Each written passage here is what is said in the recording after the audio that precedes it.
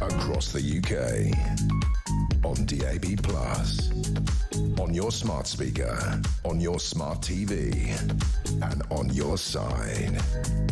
This is Talk.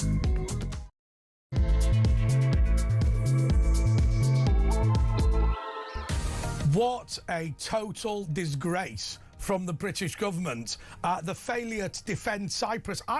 You know what? I'm going to throw out a conspiracy theory. It's on my YouTube channel now. You can watch it. Here is my conspiracy theory. I'm convinced that Keir Starmer is deliberately not defending Akrotiri and Dikalia in Cyprus because this is another opportunity to give away a British sovereign base to the enemy. Cyprus is in hock to Russia. No doubt now, after we give Diego Garcia to the Chinese, we can give Dikalia and Akrotiri to the Russians. It is an embarrassment, a national embarrassment, that we can't muster even one destroyer to defend our position in Cyprus. And don't you believe this garbage that the British government is throwing out? We are nowhere near sending HMS Dragon to Cyprus. It is going to be in the repair shop for at least the next week, and after that it's going to take 6 to 8 days to sail to Cyprus. What a complete and total joke. Look, I think Donald Trump has been actually quite polite to the British by saying that Keir Starmer is no Winston Churchill. And let me just apologise to the Americans, because I have to say they have defended Europe for years. They've received no thanks whatsoever. They've received no support. We're not helping them. We're refusing to allow them to use their own bases, which they pay for, in order to remove a despot. Let's be honest. We're on Iran's side in the United Kingdom. We're devastated at the death of the Ayatollah. We would love that Iranian regime to continue. And if they can wipe out Israel while they're at it, more the better. We are on the wrong side of history. We are becoming the bad guys. And I'll tell you the reason we're doing it, and you can criticise me all day, is because there are people who've come to the country in the past 10 minutes whose political opinions matter more than you, the people that built this country. That is the reality of the situation. I suppose before we go to James Invern, who's an author who is in Israel at the moment, Asher, your view on what's happened this week. Well, I mean, you know, he was quoting international law and how we shouldn't be going to war. And this is when they bombed our air bases. You can't be more clear. And if international law says you can't go to war when someone bombs your air bases, it's not fit for purpose. But the trouble with this government is that the Lord Chancellor's, it's Hermer that's running things, and he's just meant to be an advisor role. And but basically, Starmer uses it as the plausible deniability. He can just say, well, our lawyer advises, but he's meant to be the decision maker. But actually, it's Hermer, who's never been democratically elected, and he's running things through the legal system. And Starmer's happy to go along with it because he thinks it takes the heat off him. And this is why we're in this embarrassing situation. Asher, talking of embarrassing situations, the makeup today. What have you... Look at that. You just look as if you've put 4 stripes of creosote on your face. I have, yeah. What is going on? Do I look like the Cupid man? Yeah. What do you mean? No, it's just... It's blotchy. Is it? Look at the cat. Oh, I can't see it. You see, I haven't got a good eye like that. Anyway, we are being slightly frivolous, but the situation is clearly absolutely dire. Britain is on the wrong side.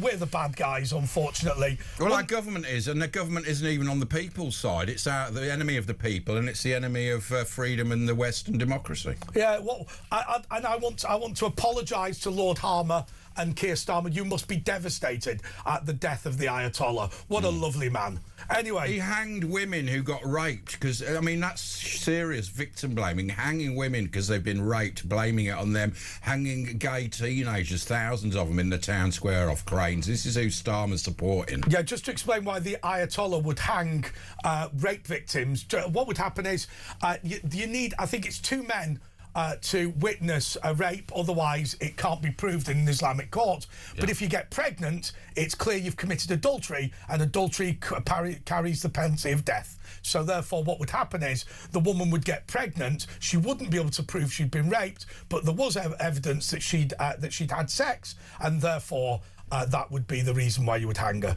But they normally let them have the baby first so the father could take the child, and then they'd hang her after that when the baby no longer needed breast milk. Yeah, that's nice. OK, so James Invern is somebody that we've had on the show before in his capacity as an author and a playwright, but he's actually in his capacity now as somebody who's spent 3 nights in a bunker in Israel. James, look, the floor is yours. Tell us what's been going on.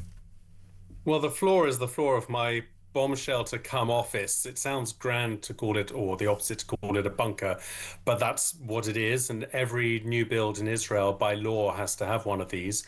Let me explain to you what it's like here. And I'll preface that by saying that if it's like that for me and for us in Israel, which is supremely well, unfortunately, had to be well prepared for attack drones and ballistic missiles and the like. Imagine what it's like for those people in Cyprus, and for that matter in the UAE and all these other countries, and Bahrain, where they don't have anything like our kind of protection systems. And then extend that thought to think about, God forbid, what it would be like, or what it would have been like, had Iran been able to do the things it was setting out to do, and one day not too far away threaten the UK, where, as far as I know, you don't even have an early warning system. You don't need to worry about that. We're more concerned about Israel and America. We'd be on Iran's side. They can already reach this country. We'd be on Iran's side. I'm sure we'd be on Iran's side. But what's it like? I mean, how often are these, air raid sirens? Are they going off every half an hour, and you've just got to stay in there, basically? Well, it kind of varies. The first couple of days was very, very intense, and you'd have to run in here. What happens is you get an alert on your phone, and it says extreme alert, be near a bomb shelter because there might be missiles heading your way.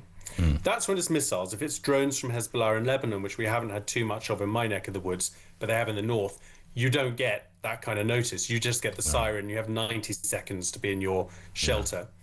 And then you go to the safe room, you make sure you've got water, you've got all of your instructions, mobile phones, spare batteries, kids is always helpful, bring your family in there, and all that kind of thing. And you wait, and then the siren sounds. And by the way, we might hear it during this interview because we just finished having one about 10 minutes ago. Sorry, apologies, but I want to interrupt you. What will you do if the siren does sound during the interview? I'm not worried about the interview, I'm more worried about you, by the way. But what do you actually do?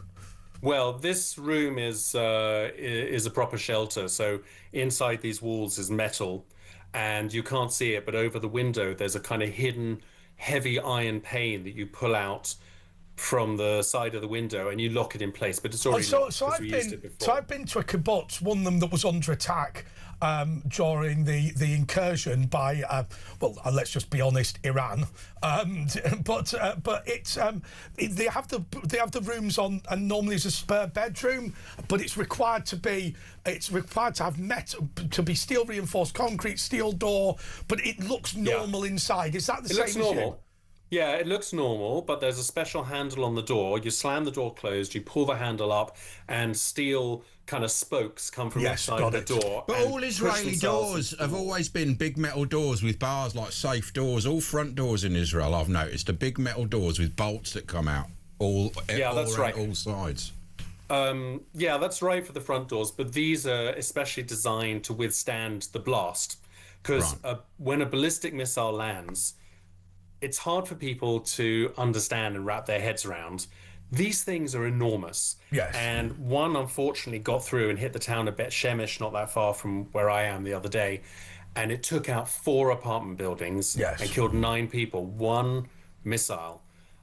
Your shelter wouldn't stand a chance against the Iranian missiles. They're good for the Hamas ones. Are they going to have to rethink these shelters now that you're getting these bigger missiles? Forgive me if I'm optimistic.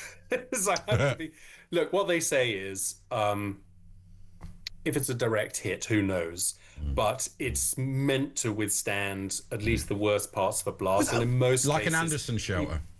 Much stronger than that. And there's one other thing, that it has protection against chemical warfare and biological warfare, so it has special filters as well. I mean, in the kibbutz that I went to, they were spending a fair amount of time firing RPGs at these rooms, and those people that were able to get in and lock them actually did relatively well. I mean, what are you talking about? Well, they couldn't actually lock them. That was one of the flaws they found. They held the handles. But there's a period. But you were able to protect it for a period of time. I mean, obviously, if you stand there firing RPGs at the bloody thing, it's gonna. But they're designed to keep out missiles, so you can lock them against that. If someone's trying to get in, they're not designed for that, because if emergency workers have to get in, if you have a problem, you actually want them to be able to get in. So it's a paradox. Oh, so it locks shut, but it can be unlocked from the outside because it's just for missiles. I understand that. That makes a lot of sense. Some of the houses, I've got a friend in Ramat Gan, which is just outside Tel Aviv. He's in an old place, and he just goes under the stairs. There isn't actually a shelter. And my mate in Ashkelon, he says he's got 15 seconds from, like, if there's one from Gaza, and if he's in the car, he zigzags from side to side. And I said, well, that's not really going to help you in any way, but it makes him feel if you're better. in a car, yes, the timing differs depending where you are. If you're in Sderot, right by Gaza, when they were firing, they had no time. I mean, the playgrounds, the bus shelters were actually designed to be bomb-proof. That's how little time you've got there. But if you're in a car, you're meant to get out of the car and move away in case the petrol explodes. And also, if there's an impact anywhere close, the glass shatters. So in fact, you can't see, of course, but I've taken the glass out of my windows because if there's a blast anywhere nearby, any glass in the room will shatter and can become lethal. When I worked, I mean, I don't want to give away too many security details, but I'm sure nobody would mind this. When I worked in the Palace of Westminster, what we had bomb-proof windows, which, just to remind everybody, is just a window with some plastic film on it. Like laminated, isn't it? In most cases, it's just kind of laminated. So, it's not what you see on the films where somebody can literally machine gun the thing and it'll just... But what we had was incredibly long meshed curtains, right, with weights at the bottom. And the idea was that if the window did come out, you'd be pushed over by it rather than shards of it hitting you. But bluntly, that it was the curtains that were meant to be the main safety feature. Interesting. Well, I think what we've got is a lot more sophisticated. Yes. But I want to just give you, I think this will give a sense of what it's like to be here at the moment. We never know when these things are going to happen. You never know. Anytime you walk down the road, you have to think, where's the nearest shelter if I have to run? And you do think that? Oh, yeah. Okay. I want to give you 3 little snapshots, all of which happened yesterday, which will give you a great sense. One, I woke up, we were watching TV, and on came an advert for a supermarket. It's Carrefour, actually, the French supermarket they have here. Good. And their main selling point, it was a new advert, they hadn't had it before. The main selling point was, come and shop here, all our stores have bomb shelters. Wow. Wow. Second, my wife was driving to work and an Iranian attack drone flew above her car. Luckily, they weren't going to the same place. And third, I went for a walk. And yesterday was Purim, which is the most joyous. Actually, it's about defeat over a Persian enemy who was trying to kill us, funnily enough. But it's the most joyous of Israeli festivals. The joyous one is the one where you get drunk, isn't it? Purim, you get drunk on Purim, don't you? Oh, is that the one? Oh, that's right. I'm severely drunk tonight. Is it the right day? That's all of them, and it's also when you get circumcised, but we won't go there. So, well, you'd have to be drunk for that. Do M&S have because they have a better air raid shower, an M&S air raid shower? Well, we don't. We used to have M&S in Israel, and then at the time, the enemy Arab states complained, and they withdrew it. Do some people not bother with going? There's some bit like Churchill used to get on the roof during the Blitz and just shout in the air. And there's some people who are defiant and just won't go in. And because you can't do that anymore. You could do it when it was just drones because they do less damage. But these ballistic missiles, again, I think wipe out 4 apartment blocks. I think it's important to bear in mind the bit that people forget about the Second World War. In the Blitz, it was principally incendiary devices, which, if you were able to, you can pick up and throw off your roof. And there's no way you can pick up a ballistic missile and throw it. But look, I just wanted to ask you, when you were saying that you were, you're looking for bomb shelters every day. Now, look, I've been to Israel twice. I'm not Jewish. I just happen to have gone on 2 occasions. You're still welcome. Yeah, well, very much so. Thank you to the Israeli people for being so welcoming. I didn't think like that, but then again, that might be me being silly. Was it the fact that you weren't at war at the time, or do these things ebb and flow? Are you more concerned or less concerned at certain times? I mean, the Israeli people are very resilient, and of course, it's not just Jews here. 20% of Israel are Arabs, and there are, Yes. and there are brothers and sisters. But when there isn't a war, it's amazing how quickly you go back to normal life. But at times like this of acute emergency, you walk down the road, and part of your mind is thinking, where do I go? If there's a siren, and part of your mind is thinking, was that a motorbike revving, or was that the beginning of an alarm? And your heart skips a beat. I just want to quickly tell you, because it's so beautiful. Yesterday, I was out walking, and instead of a Purim party, because all the kids had to stay at home, in the apartment block across the road from me, all the parents had made the party in the lobby, because that was the only place they could go. And there was like one area of the floor was this game, another area was this game, and all the kids are dressed up like they'd gone out to a party, and they were having a nice time, and the parents were putting on a brave face, and it was so tragic and so sweet at the same time. Yeah, kids are like that. They're quite resilient. I remember hearing about World War II, you know, some kids found it exciting even because they weren't really involved in it all. I mean, I remember... I mean, I'll tell you what I saw when I went to Israel. The hotel that we stayed in, obviously fairly empty because tourists were not going. This was after the attack on the 7th, and obviously the families that had been internally displaced, who for whatever reason now obviously from up north by Lebanese border. I mean, I'm not going to ask them the full details of what's going on, but obviously there was a fair number of kids sort of a bit bored and whatever. And I suppose the nice thing is that there is one good thing about this. It does bring people together, I suppose, the community. That's a really fantastic point. And not only from a community, yes, it does, but just being here. When I'm here in the bomb shelter, I mean, most nights I'm sleeping here, or sleeping. You don't get much sleep, but we give up after a while and all come in here. There is a kind of what I can only call, ironically, given what you were saying before, a blitz mentality. Yes. And you're here with your family, and it's such a precious time because you're here for each other, and it's your smallest circle of comfort. You know what I mean? Your smallest circle of protection. In this circle, you'll love each other, and you really feel that intensely. And it's quite close-knit in Israel as well, because everyone sort of is in the military. Yes, of course. It's baffling to me, you know, guys. I was listening to what you were saying before, and that any country, I know we live in a time when social media makes us feel things rather than think things. But it is baffling to me, and politicians take advantage of that. It's baffling to me that any Western country would think twice about the rights and wrongs of invading Iran. It seems to me, tell me if you agree, there are 3 very clear war goals, and it's incredibly simple. There was a nuclear threat, and if they got nuclear weapons, that would kick off a nuclear arms race, and we know at least 7 or 8 other countries would go for nukes, and it would be a much more dangerous world. If they had it, that's the overriding reason. They will not stop trying to get it, and they've got to be stopped. They've got to be stopped, and if they get it, cherry on the cake, loads of other countries will get it as well. Saudi Arabia, Egypt, UAE. I mean, Japan, we maybe worry less about. Venezuela, countries like that, as was. Secondly, ballistic missiles. They were trying to build an invulnerable number of ballistic missiles, and we've seen what happens when one hit and wiped out 4 apartment blocks the other day, and eventually they will be able to reach everywhere. And then the third reason is this new world order that Russia, China, and Iran were trying to build. Do we really want the third one of those partners to be nuclear armed as well? I think these things are in the national and global James, I will tell you, you know? James, I will tell you the big problem. Totally right. The big problem we've got is that people like Keir Starmer, people like these university students and whatever, think that freedom, democracy, free speech, rule of law, property rights, family rights, all these things are the natural state of humanity. And we are on a trajectory for everybody agreeing with us. Now, the reality is, as you know, let's give an example of the Iranian people who actually now are clearly quite thankful to Israel for taking out the evil despot that has destroyed their country, right? Yeah. These are people, when you meet Iranians in London, who are fully aware that a decent country with freedoms can cease to be a decent country with freedoms overnight.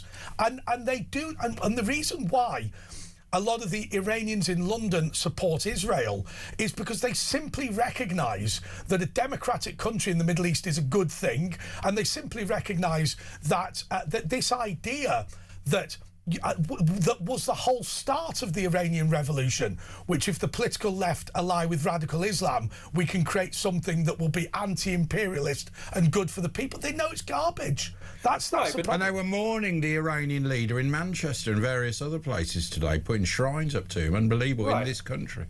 But we know it's not just left. It's anyone. It's extremes on both sides, and it's people who don't believe in democracy. Because guess what? The thing that makes Israel so strong, the thing that makes America so strong, the thing that makes Germany so strong, and Britain, if it wants to be, is the fact that we're democratic countries with enshrined freedoms. By the way, as have gone in this country. Well, by the way, we have problems. Listen, we have problems with that in this country as well. We have certain politicians who don't like those kinds of ideas, and that's another subject, but it's all linked. And here's my segue to my writing. Now, I have... Next, we're going to talk about your book on World Book Day today, your new book out. We're going to talk Oh, how kind. I just happen to have one I cooked earlier. Well, I will say one thing. Given your book is about the 7th of October attack, presumably nobody's going to dress up for it. Right, we're not doing that, are we? World Book Day. Normally, kids dress up. It's called The Inspired, isn't it? The Inspired. It's called The Inspired. It's about this guy. Well, this is the kind of premise. It's a true story. Half of it is a true story. This guy, his name. And you made up the rest. Yeah, this guy. His name was Van Cliburn. He was an American in 1958 who went to Cold War Russia just after Sputnik, the satellite, had launched, and amazed the world by winning the competition that Khrushchev, a music competition Khrushchev had set up purely and simply and only to show the world that Russia was better at music the same way they were better at science and had been able to launch Sputnik, and he won. So it's a bit of a kind of Rocky IV story, and he was credited with helping to end the Cold War because he helped bring the two nations together. However, the book's also about a Russian piano student studying in America today, and while she's studying this, the Ukraine war breaks out, Russia invades Ukraine, and then she has an Israeli-American teacher, and October the 7th happens. So all three of these characters, including Van Cliburn, who lived long enough in real life to see Putin rise and invade Georgia, start questioning, what can the arts do? What is the role for the arts? Is it incredibly self-indulgent and even stupid to talk about music and the arts when people, as on October the 7th, are raping women and then shooting them, and then other people are celebrating that, or at least refusing people in the arts in this country are celebrating it, and in America. That's the thing with the arts. It's like when the Nazis, it started in the universities and in the arts. Well, some of them. And I'll tell you what the arts is not for. I'll tell them what the arts is not for. One of the most disgraceful things I've seen in my life, whatever you think about this proceeding or not, and I'm no fan, far from it, of Benjamin Netanyahu, but I saw a Zoom dramatization of the ICC court case, the war crime. No, it was the ICJ, ridiculous genocide trial that South Africa, paid off by Iran, had brought to the International Court of Justice. But all these famous actors, this is unbelievable, they only acted out the prosecution. Have you ever heard anything like that? They didn't bother waiting for the defense. The entire dramatic presentation was enacting the prosecution against Israel, and that sort of thing is a betrayal of art and a betrayal of what the arts should be. Although maybe it was realistic because nobody was going to show up and insult the court, insult the world's intelligence by dignifying the court with a defence. And they willfully misinterpreted the court's decision by saying, you see, plausible genocide, which totally didn't mean what they were trying to make it mean. Yeah, of course. I want to ask you one final question. No genocide. I want to ask you one question about the arts. By the way, James, we continually complain about this, the fact that you've got to get the terminology right. Right, it's an invasion, not genocide, right? Genocide, anyway, let's, it doesn't matter. Well, Hamas and Iran perpetrated, and Hezbollah, a would-be genocide, yes, and they're completely upfront about it. They don't lie, and it's not hard to decipher. You know, they've got it on their missiles, death to Israel, and in their charter in the case Intifada everywhere. I've got two questions. In fact, I'll ask you them both at the same time and see where you get with. Number one, you've got some sort of a keyboard or piano or organ behind you. Interesting. Give us a tune then. Interested. I'm not going to play. I'm not going to play. Roll out the barrel. The other thing that I find extraordinary about people who are critical of Israel, and I've been thinking about this long and hard. My family are Irish, and I would love the English, the Welsh, the Scottish, and the Irish to all be one country together.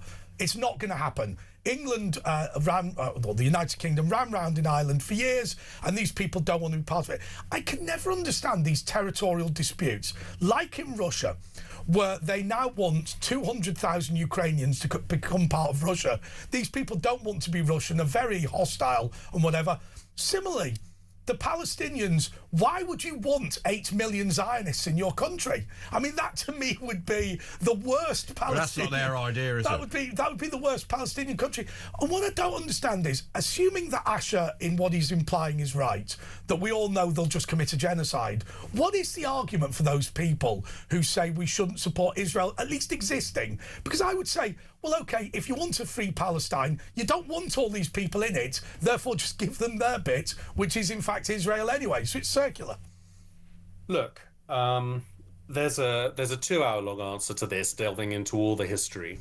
But the quick answer to it is that the people who bother and genuinely interested to think through an argument and a discussion based on morality and rights and wrongs and come out against Israel usually have their facts completely wrong and don't understand anything against or have an agenda, really, I think is... really... I was going to say, the people who don't do that have an agenda and have something more sinister going on.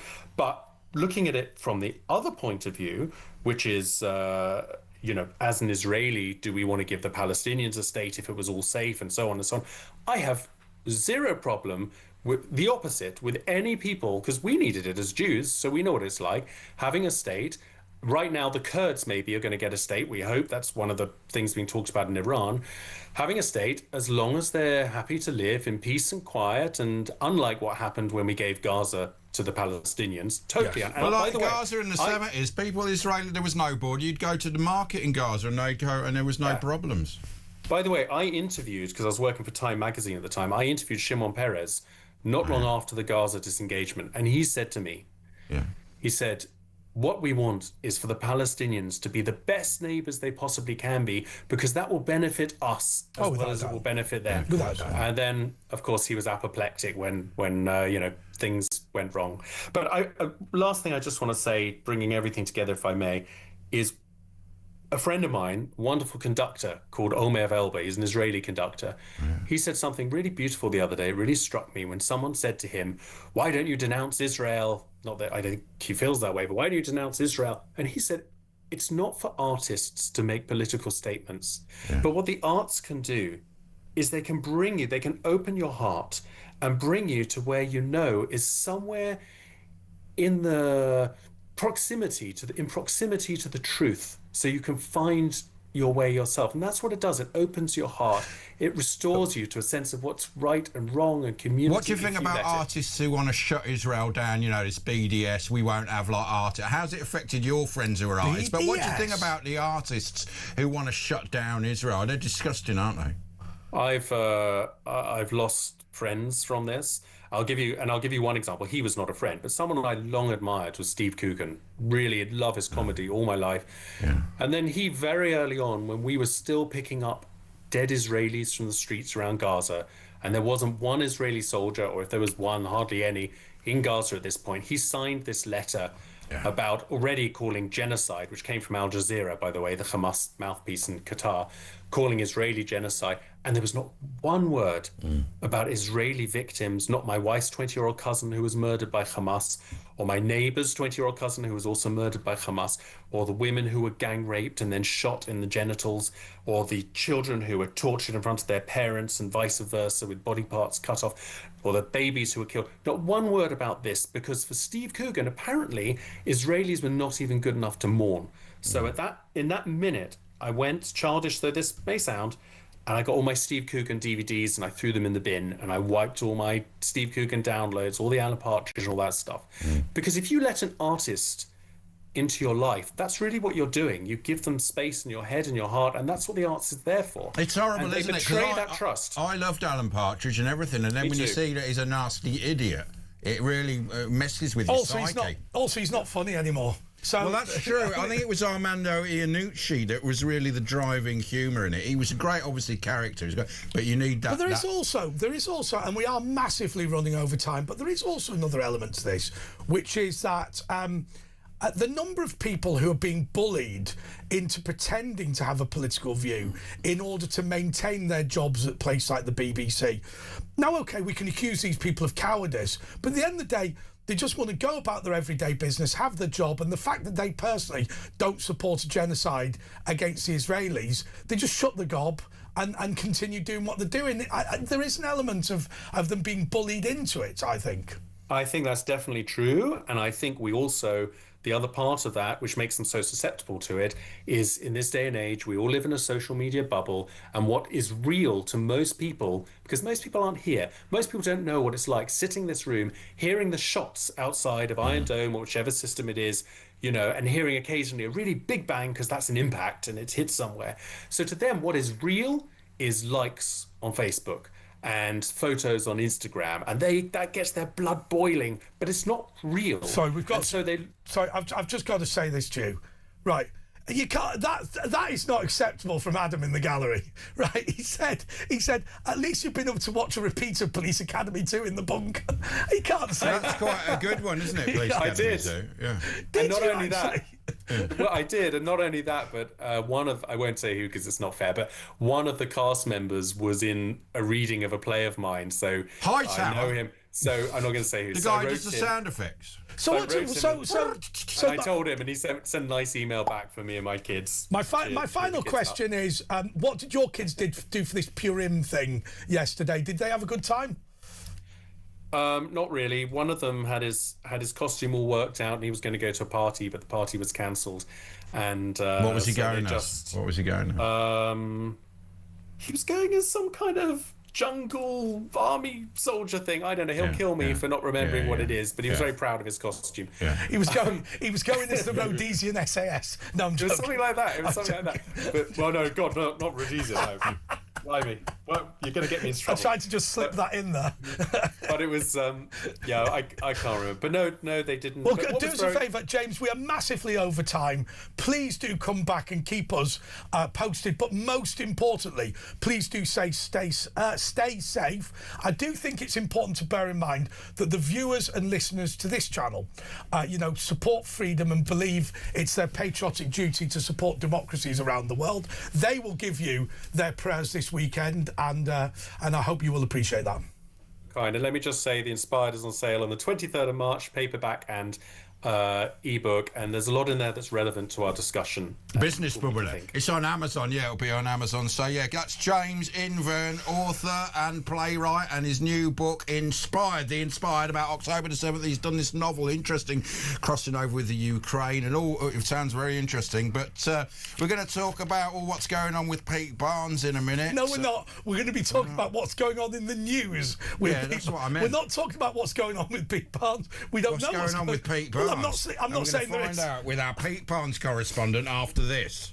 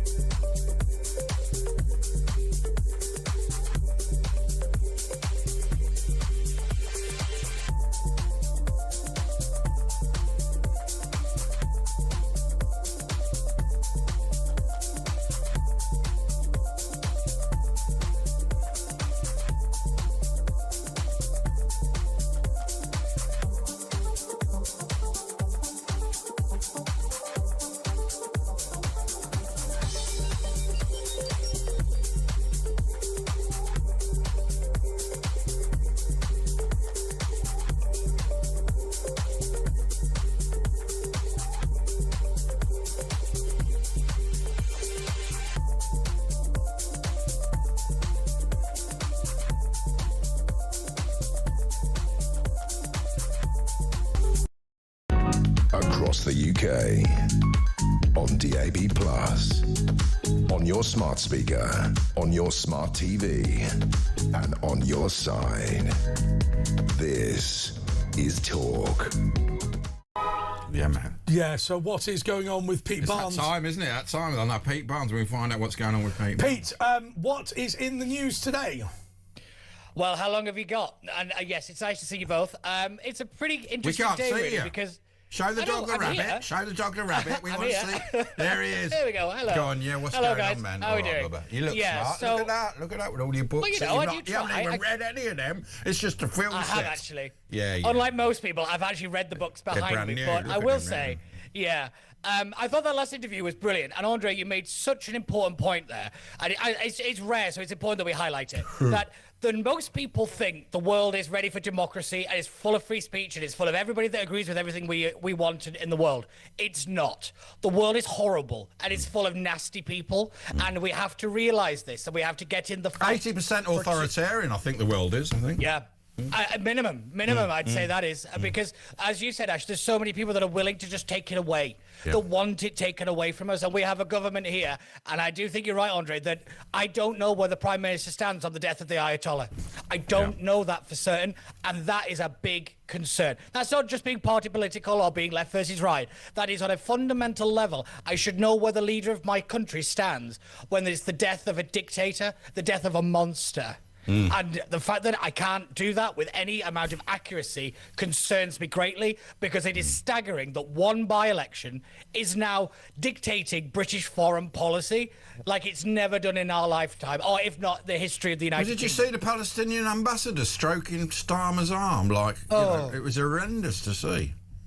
Well, you know, in some ways, it was somewhat like watching Starmer stroke Trump at one point. It was a little odd. Everybody has to stop stroking each other if they're a world leader. I think that's a solid rule.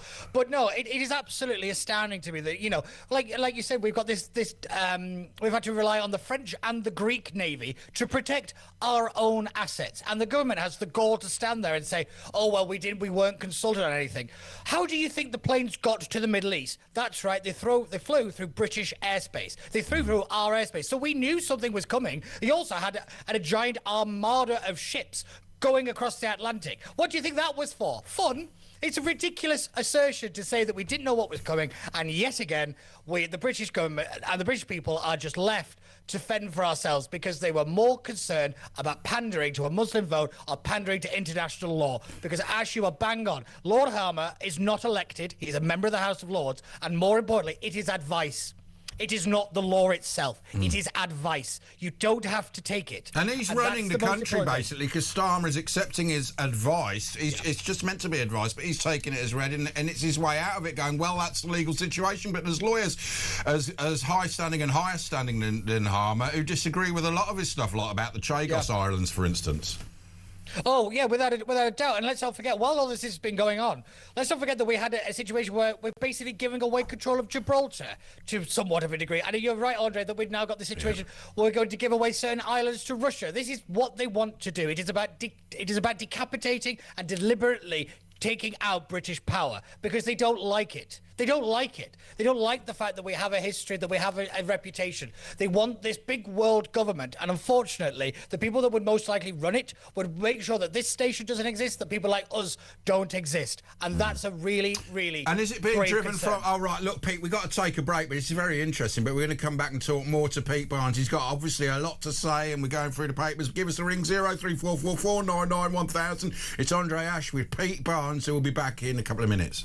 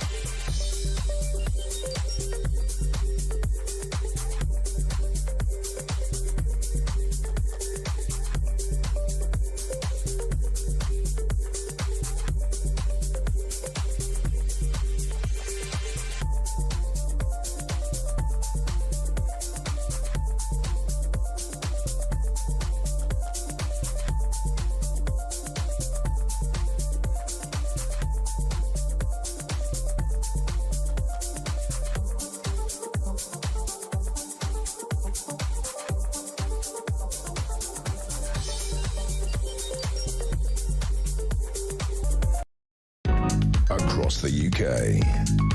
On DAB+, on your smart speaker, on your smart TV, and on your side. This is Talk. Yes, this is Talk, and we're looking at the news of the day with Andre Walker, Asher Gould, and Pete Barnes. You are Andre Walker. Pete, are you worried about the future of this country? Because we just don't seem to have a government now that's functioning in any meaningful way. Oh, without a doubt. And I think if you aren't concerned about it, then you aren't paying attention. Because what's more important is the people that do pretend to still be in charge, the excuses they are giving for not getting involved in this war and saying that we have no right or it's illegal, are doing it because they are cowards. They're doing it because they don't have a moral backbone. They bombed our airbase. I mean, how can that be not a war, war move? Can't speak. Yeah, I can say, even if you go before that, we have 20 examples of Iranian-funded terror that have luckily been stopped. Luckily. But you want to stop the hate marches? It's Iran. You want to stop the control of the mosques and the certain communities? It's Iran. You want to stop all this stuff? It's Iran. They're in the Home Office as well, aren't they? Why don't students in this country realise that? Because it's liberal bubble syndrome. Because unfortunately they don't realise there is a world outside of it. It's fashionable, isn't it, as well? It's a fashion. It's fashionable. Yeah. And also you have to remember there's no big bad realistically in the UK. So they need to import the big bad. There needs to be something to fight for. And unfortunately, saying you've got to fight for the people that historically have not always been on the good side of history is very difficult to do. I don't necessarily blame students for this. I blame the academics. I blame the people who run the universities for not shutting these narratives down and defending the truth more so than I blame students. But they're in on it. They're in on it, exactly. The professors and the lecturers. You can't get a job if you don't toe the line.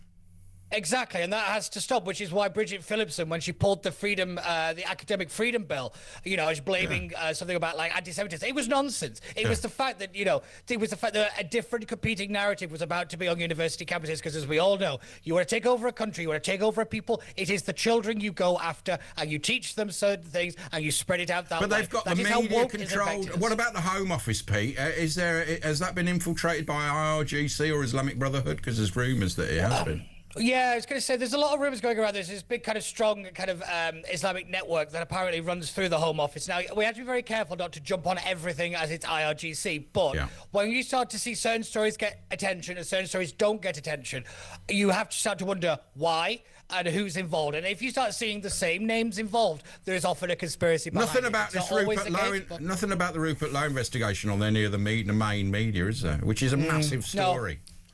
Yeah, it's absolutely a travesty. It's the closest we've got to any kind of inquiry or anything of this sort, but they want it to go away because it doesn't fit the narrative. What's really, because they were involved in it, a lot of Labour councils. Oh, yeah, without a doubt. And yet again, this is the bit that really disgusts me the most, is that petty politics, that kind of, I want to keep my job, this kind of stuff, is putting our international reputation on the line. Britain is not a reliable partner in the world anymore. With this, it's not just the fact that one Trump goes, it's all go back to normal. No, it won't. Because the fundamental reality is, by not allowing the use of these air bases, we put American service personnel at risk. That is what we did. And ourselves, and the British people. Yeah, and the British people, and everybody, because we were cowards. And it cannot stand. That man has no right to stand in that office. What do you say about, Kemi Badenoch and talking about the backbenchers at the Labour Party, calling it the Pedo Protectors Party, and that sort of snowballing and it seemingly could be said to be true. What's your views on that, and is that building up at all within the Labour Party? I mean, the left has always had a big problem on this stuff. I mean, the fact that we've had so many conversations about when does a child become an adult is not an accident in our politics. It is very much a part of a much bigger kind of social arc that we're going through. But I'm not a big fan of name calling. What I like is evidence, and I like prosecutions. I like police investigations. I like things that actually lead to an outcome rather than childish name calling over the dispatch box. It's great it's great showmanship and all the rest of it, but it's got to lead to something. This country is really good at doing the risk assessment, but doing nothing about it actually following through. We have to start doing something. And that is one thing that Trump will always be remembered for. He is a president that did something. And he is only cleaning up the mess of European and British inaction for the last 40, 50 years, because none of this had to happen. None of it did. And the idea that this kind of Iran deal was going to keep peace, nonsense. I heard Emily Thornberry on the Daily Tea talking about this. It's absolute categorical drivel that's coming out of her mouth. Well, we knew when and she runs the Foreign Affairs Secretary. He did that drawing, didn't he, about 10 years ago about we've got to stop them getting... I mean, that's the main thing. They can't have the nuclear bomb. They don't care about killing themselves. They'll destroy the whole world if they get it. Exactly. The Americans were willing to give them a multiple billion dollar kind of civilian nuclear program to have nuclear power. They said no. Why would you say no to that? Oh, yes, that's why. Because you want nuclear weapons. Their entire ideology is based around bringing about the end of the world. The quickest way to do that is with a nuclear weapon. And your last guest was perfectly right to say that, you know, the arts has a big involvement in this, but it also has a very big responsibility, and it is cowardly not to stand up to start to say this stuff, that the world is not a nice place, that the world has to get to grips with the fact that most of the world wants us dead, and we have to learn to defend ourselves. But that's what, you know, Graham Linehan, that's what happened to him. He said that all his comedian and art friends all turned their back on him. I mean, but things are turning around, you know. It's moved to the States, he started writing again. Anyway, Pete, we've got to take a little breaky, but we'll be back with Pete's thoughts about what's going on, and your call 03444991000. You can leave us a WhatsApp message on that as well if you're a bit scared. We'll be back after this.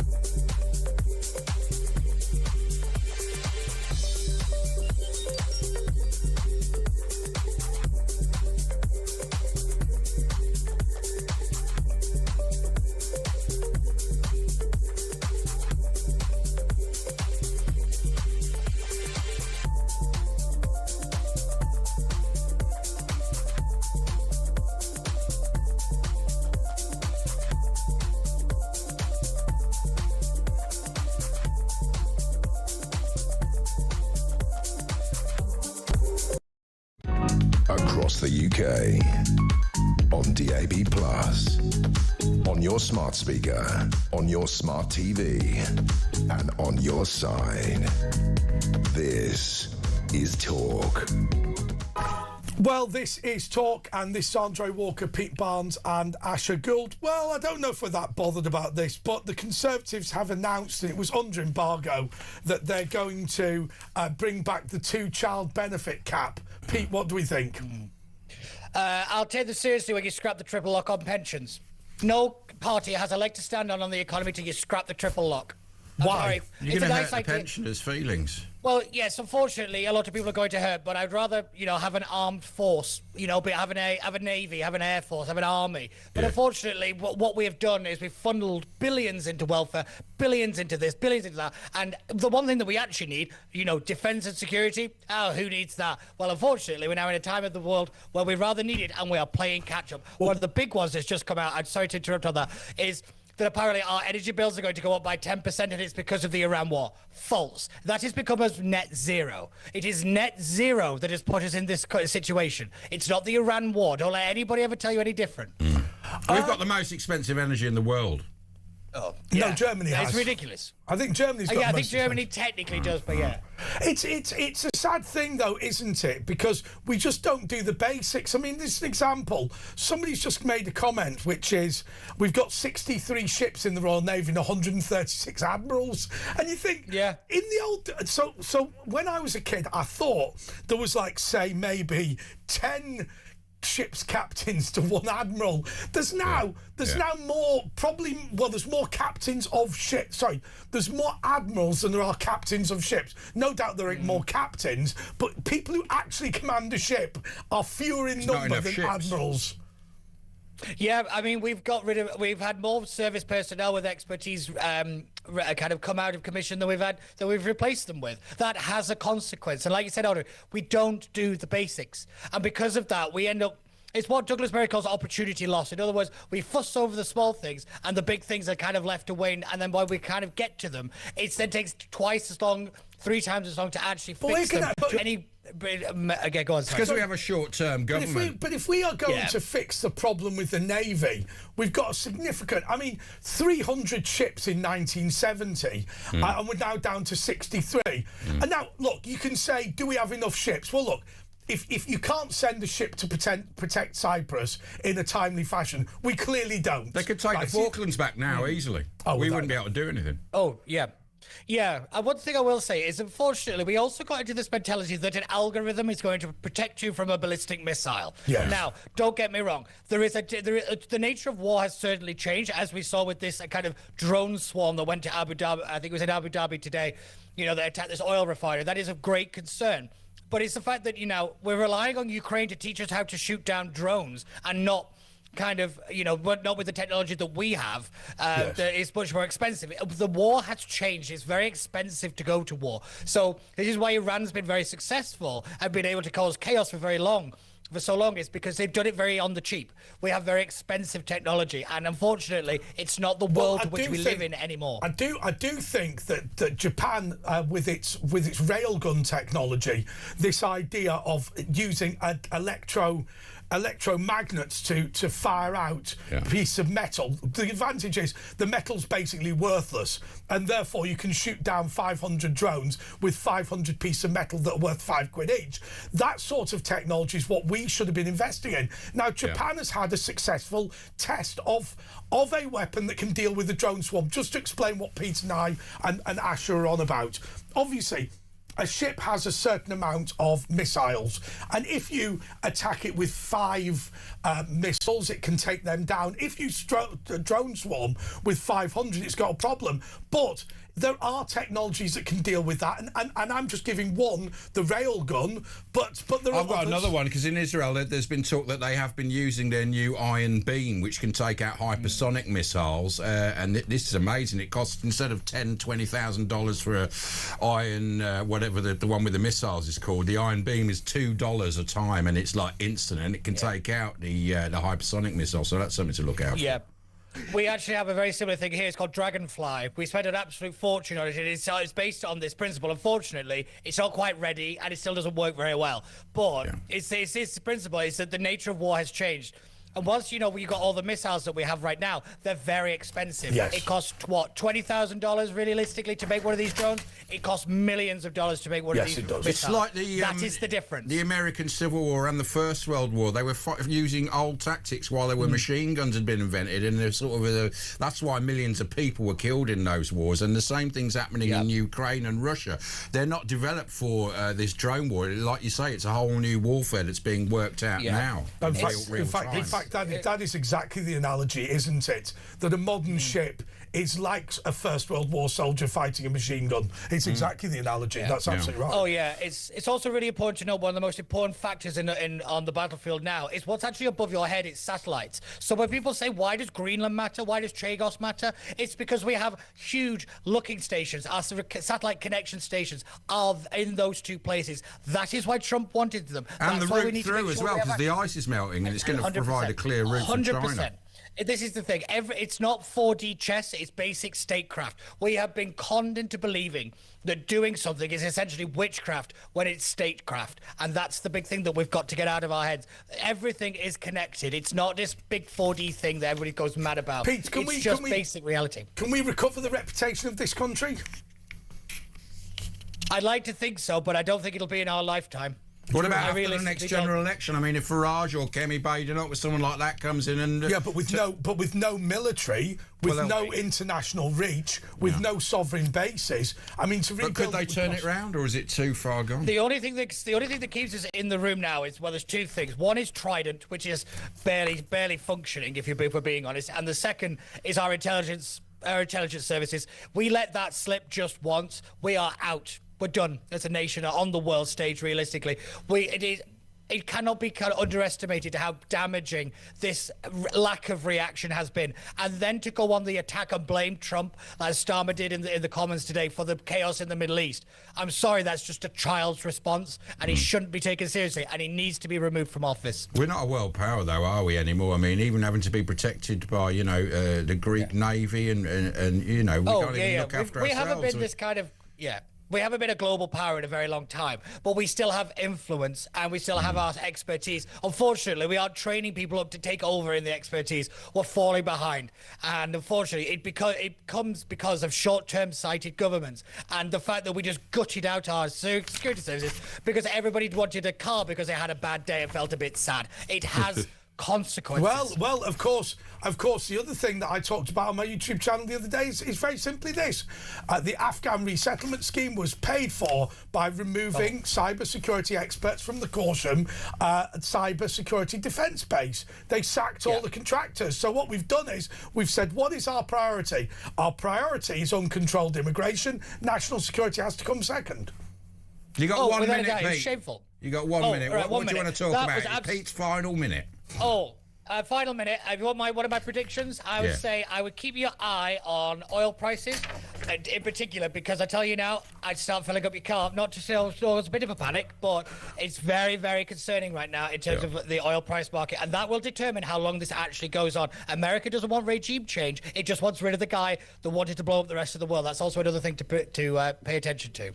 Yeah, you've got another 30 seconds, Pete, but it's the Straits of Hormuz, haven't they? I mean, America have said don't worry, because obviously insurance goes up during war. America said they'll cover it, but that still doesn't stop that there could be a bottleneck. It's only 20 miles wide at a narrow point, and so it could cause and also it used to cost in Lloyd's of London 0.5% to the value of the ship and the contents to insure. It's now 3%. Anyway, look, Pete, we got to go. Thanks, Pete. That's Pete Barnes. Next we'll be back with Alex Dyke, broadcaster, poor man's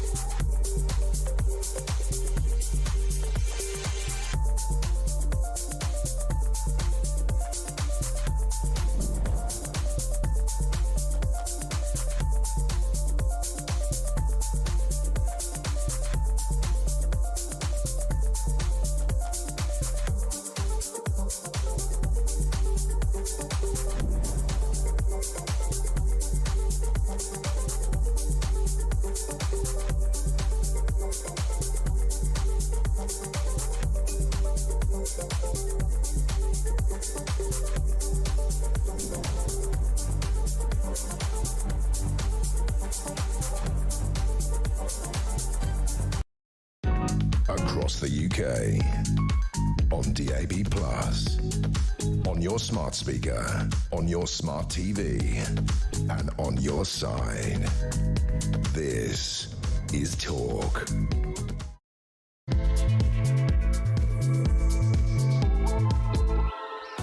OK, this is the press preview with Andre Walker, Asher Gould and Alex Dyke. And before we start, Alex is welcome to... You can plug in your phone. I like that pinstripe double-breasted jacket. It's very nice, man. Thank you very much. It's like the Black Magic Man, isn't it? Yeah. I've been down to the Blind Beggar in the East End of London tonight. That's where Jack the Hat McVitie was murdered by Ronnie Craig, shot in the head. Well done. 60 years ago on Monday. So because I was going down there, I thought... Were you settling scores, were you? Yeah, I had a few.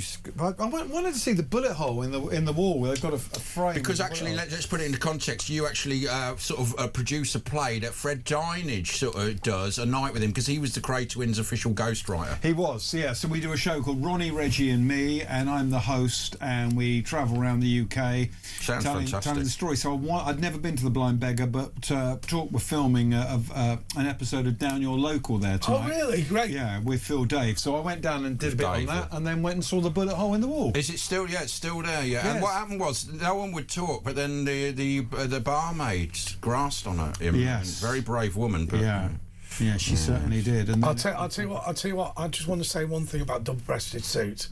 I saw a bloke the other day who had do it up. I think who had a double-breasted. Does it up who had a double-breasted black tie, dinner jacket, but he'd put weight on.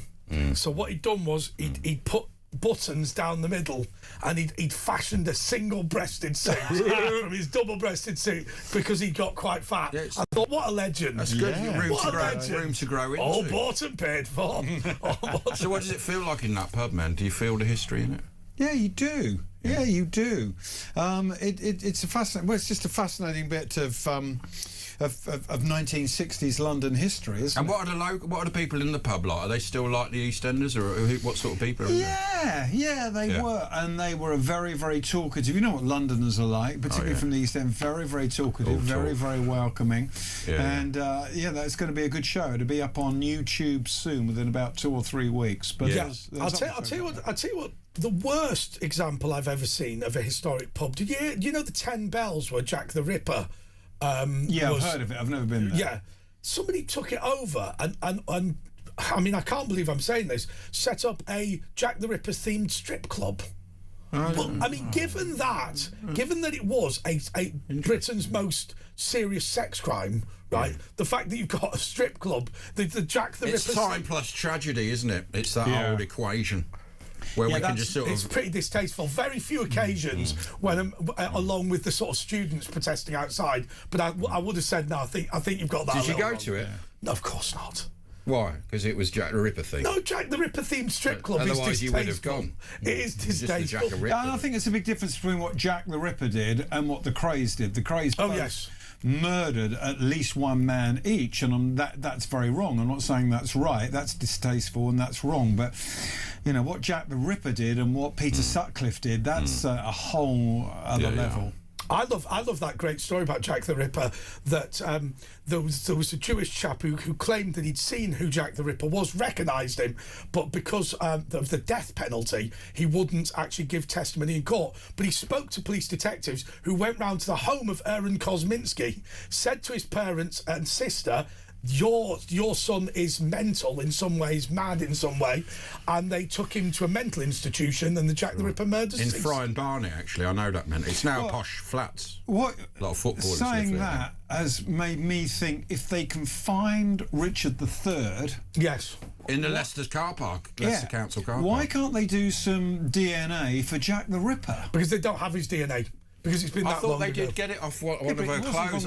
I think they did actually recently. One of the victims' clothing, they got some DNA. Really? Because it's more recent than Richard III, isn't it? But you would have to exhume him, wouldn't you? They first discovered fingerprints during the Jack the Ripper case. That was when it was developed. Fingerprints. Every day's a school day. Because it's education. No, they'd have to exhume Aaron Kosminski. Yeah, they could do. Because the problem is you've got paternal and maternal lineage tests, haven't you? Let me tell you something about DNA. I don't know. I know nothing about DNA. Okay, so if you go... This is the science bit. If you go to Ancestry DNA, what you are checking is your father's father's father's father's fathers and your mother's mother's mother's mother's mother's mother's, right? So the problem is so in that case, if you were to do a standard Ancestry DNA, as an example, it could tell you that my nephew Benjamin Walker was either the child of my dad or the child of me or the child of my two brothers, because he's the son of the son of the son of the son. Do you see what I mean? Yeah. And so therefore what would happen is, if you started testing the family of Aaron Kosminski, you would be able to say, well, it might be him or his dad or his cousins. Or, do you see what I mean? I thought it was more precise. Well, they knew Richard III was Richard from his ancestors. But that was from a living. That was from maternal lineage. Now, obviously, you can do stuff that's slightly more sophisticated, but not if you don't have the body, which you wouldn't have Aaron Kosminski's body. You just have to say a man in your family did it. Right? Do you know what I mean? Yeah. And that Who's going to want that? Well, of course, it's the same thing as the Danny Dyer situation, isn't it? Where he says, "I'm descended from Richard III," and you go, "Well, how many other people are descended from Richard III?" Well, given that it's 24 generations ago, the answer is every white person in Britain. Yeah. Boris Johnson was as well. And Danny Dyer doesn't realise that he is descended from Richard III, so is at least every East Ender. He's too stupid. He thinks he's basically his grandpa, but you couldn't explain it to him. He does. And of course, the other thing is, when he says he's descended from Charlemagne, every European is descended from Charlemagne. They reckon. Oh, she put herself about. They reckon it was a bloke. They reckon our even worse most recent common ancestor might only be 10 generations back. Really? Yeah. Because of the exponential growth. Isn't it 1 in 4 Chinese people are a direct descendant of Genghis Khan? Yes. Fact. Yeah, it would be. Well, 2.5 million Europeans really did are direct. put it about, didn't he? You know? No, it was something like 2.5 to 3 million Europeans are direct descendants of Genghis Khan. He must have been knackered. But in terms of descendants from William the Conqueror, it's basically everyone. Yeah. It's basically everyone. You probably, he's probably your great. You've probably got some. No, he's descended from John Major. Have you ever researched your family? Because where'd you come from? Do you come from the Isle of? Is it Isle of Wight? Isle of Wight. Do you come? Well, my mum has, but I've never really asked her about it. She was on, is it Ancestry UK? Yes. Finding out a lot fascinating, about it. But I'm seeing her Sunday, so I will ask about it. In the words of Sister Sledge, we are family. Yeah, we are. You're my brothers. Yeah, we are. Brothers. Well, of course, according to the system of immigration nowadays, anyone that you consider to be your family, you can bring to the UK as your family. Yeah, So and there then we you are. can give them 10 grand each, a family of 4, get 40 grand. 40 and then they can grand. go back. It's a good idea, isn't it? Yeah. Yeah. Right, we're going through the papers though now. Let's go. You read it, I'll hold it. The Times, don't judge me for my Dachshund. That's a sausage dog. A lot of artists had sausage dogs. Trump, I must help to choose Iran's next leader. He's saying it won't be the son of Ayatollah Khomeini. I thought he quite liked him. I thought he. No, he doesn't. He doesn't like him at all. He says he's he's useless. He's like virtually a Middle Eastern Keir Starmer. The US president said he has to be involved in selecting the new ruler, and he rejected the second son of Khomeini as unacceptable and a lightweight. Can I just ask you, Khomeini and Khamenei, right? Right, they do not have the same name, the two Ayatollahs. They're different, do they? different surnames. But one of them's Khomeini and the other one's Khamenei, isn't it, or something? Yeah, it's like Gallagher and Gallagher. Yes.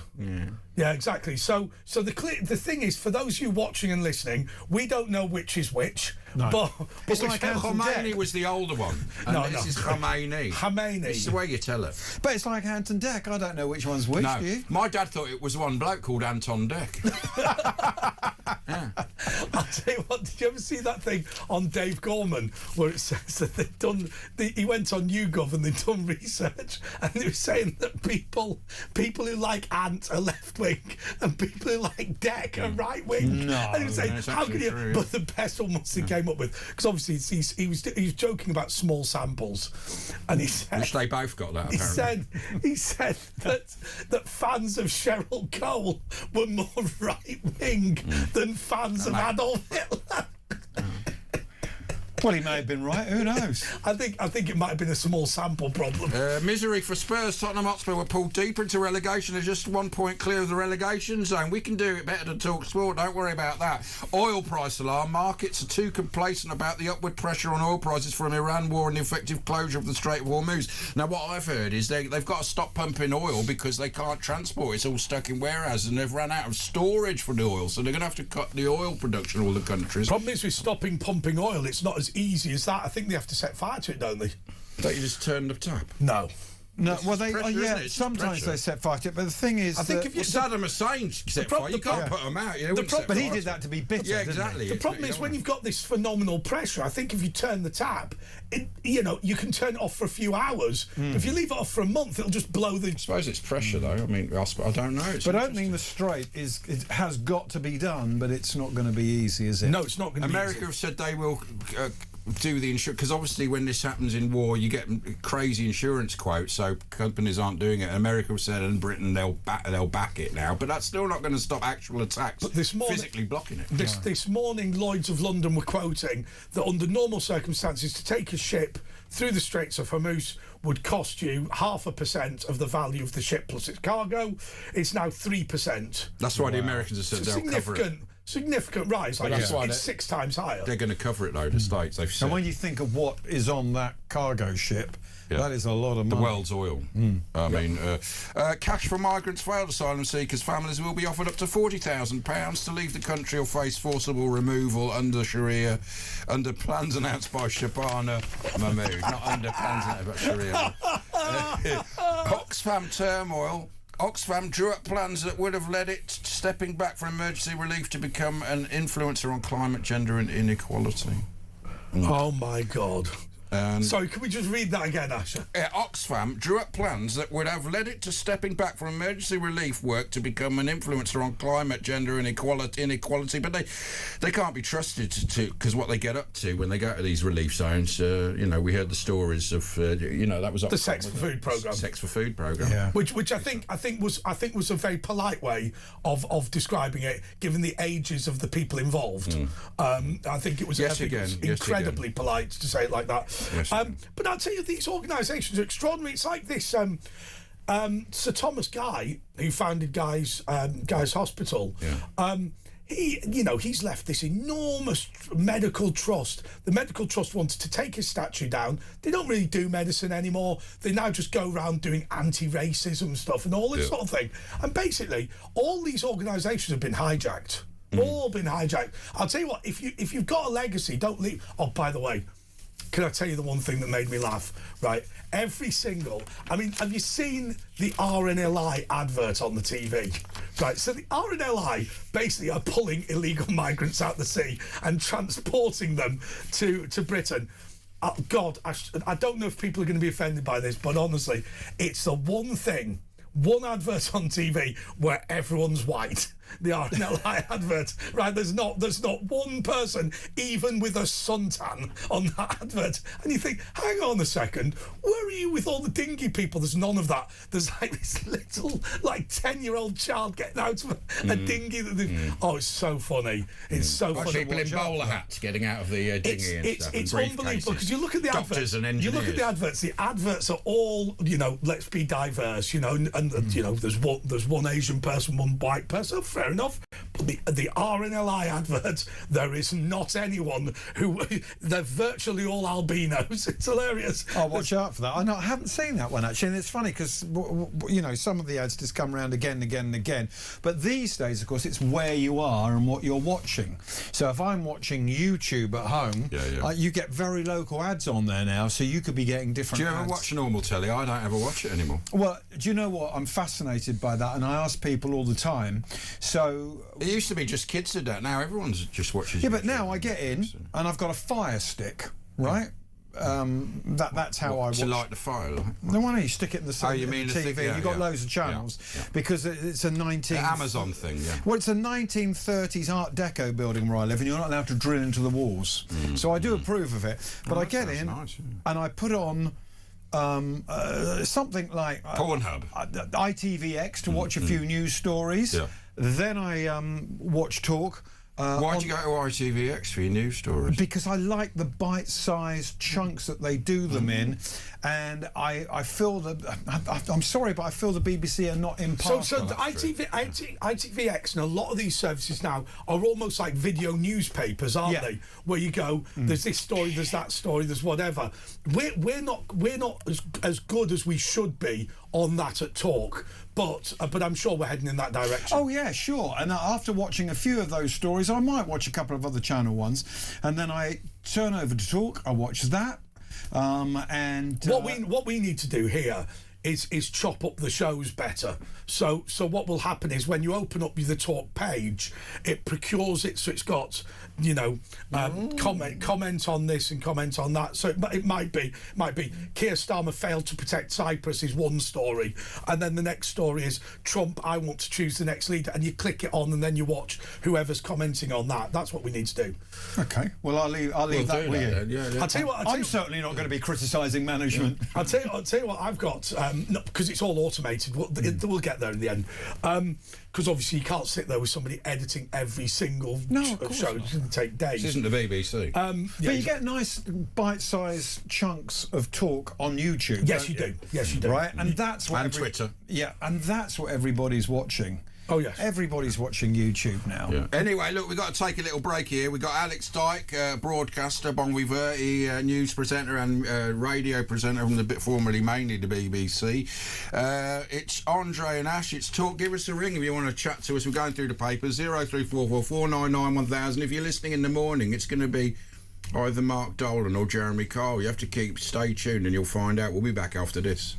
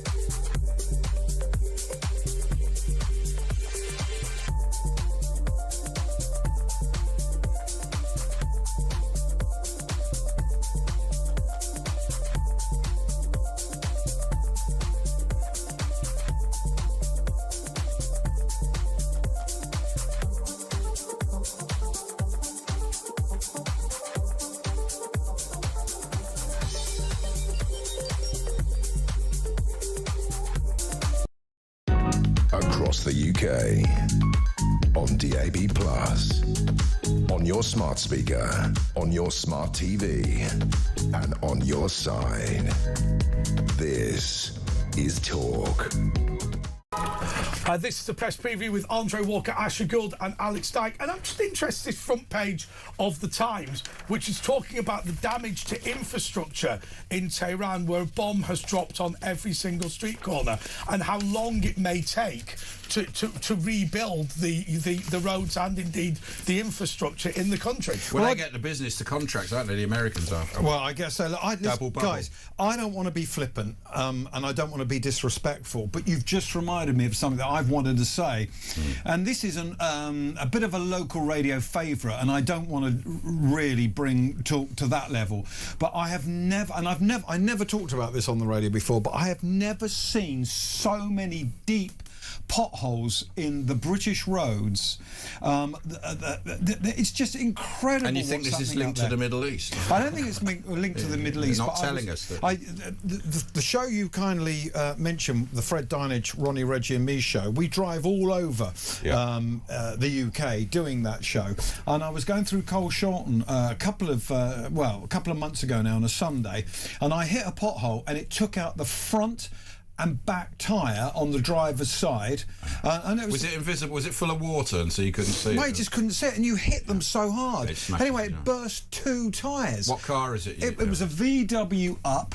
So it's expensive. Just a little How long you needed to crack the wheels? No, I didn't crack the wheels, but the tyres were £568 each. What car is it? It's a posh car. No, it's just a little VW, but the tyres are quite low profile, a bit sporty. £500 though. £568 Did you claim it? tyres. No. Apparently, the council now, they put these yellow boxes around, and apparently, if they've got the yellow box around, that gives them absolution. They don't have to pay. This is why they've all got these yellow things around them. It's dreadful. But you can claim it, though. This is the amazing thing, though, isn't it?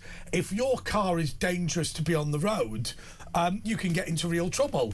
If the council's road is dangerous, they seem to be completely fine. It's completely and especially allowed. if you're on a motorbike, it is serious, or a bicycle, it is seriously dangerous. If you're one of those Deliveroo drivers on a tiny little scooter and you hit one of those potholes, it could be really, really or a serious. powerful motorbike, because you've only got the one wheel. And I don't, I didn't really want to mention it because it does seem a bit No, but it's naff, a national problem, and it's because councils are saving their money and they're just paying it on their fat pensions and salaries. It affects us all. Yeah.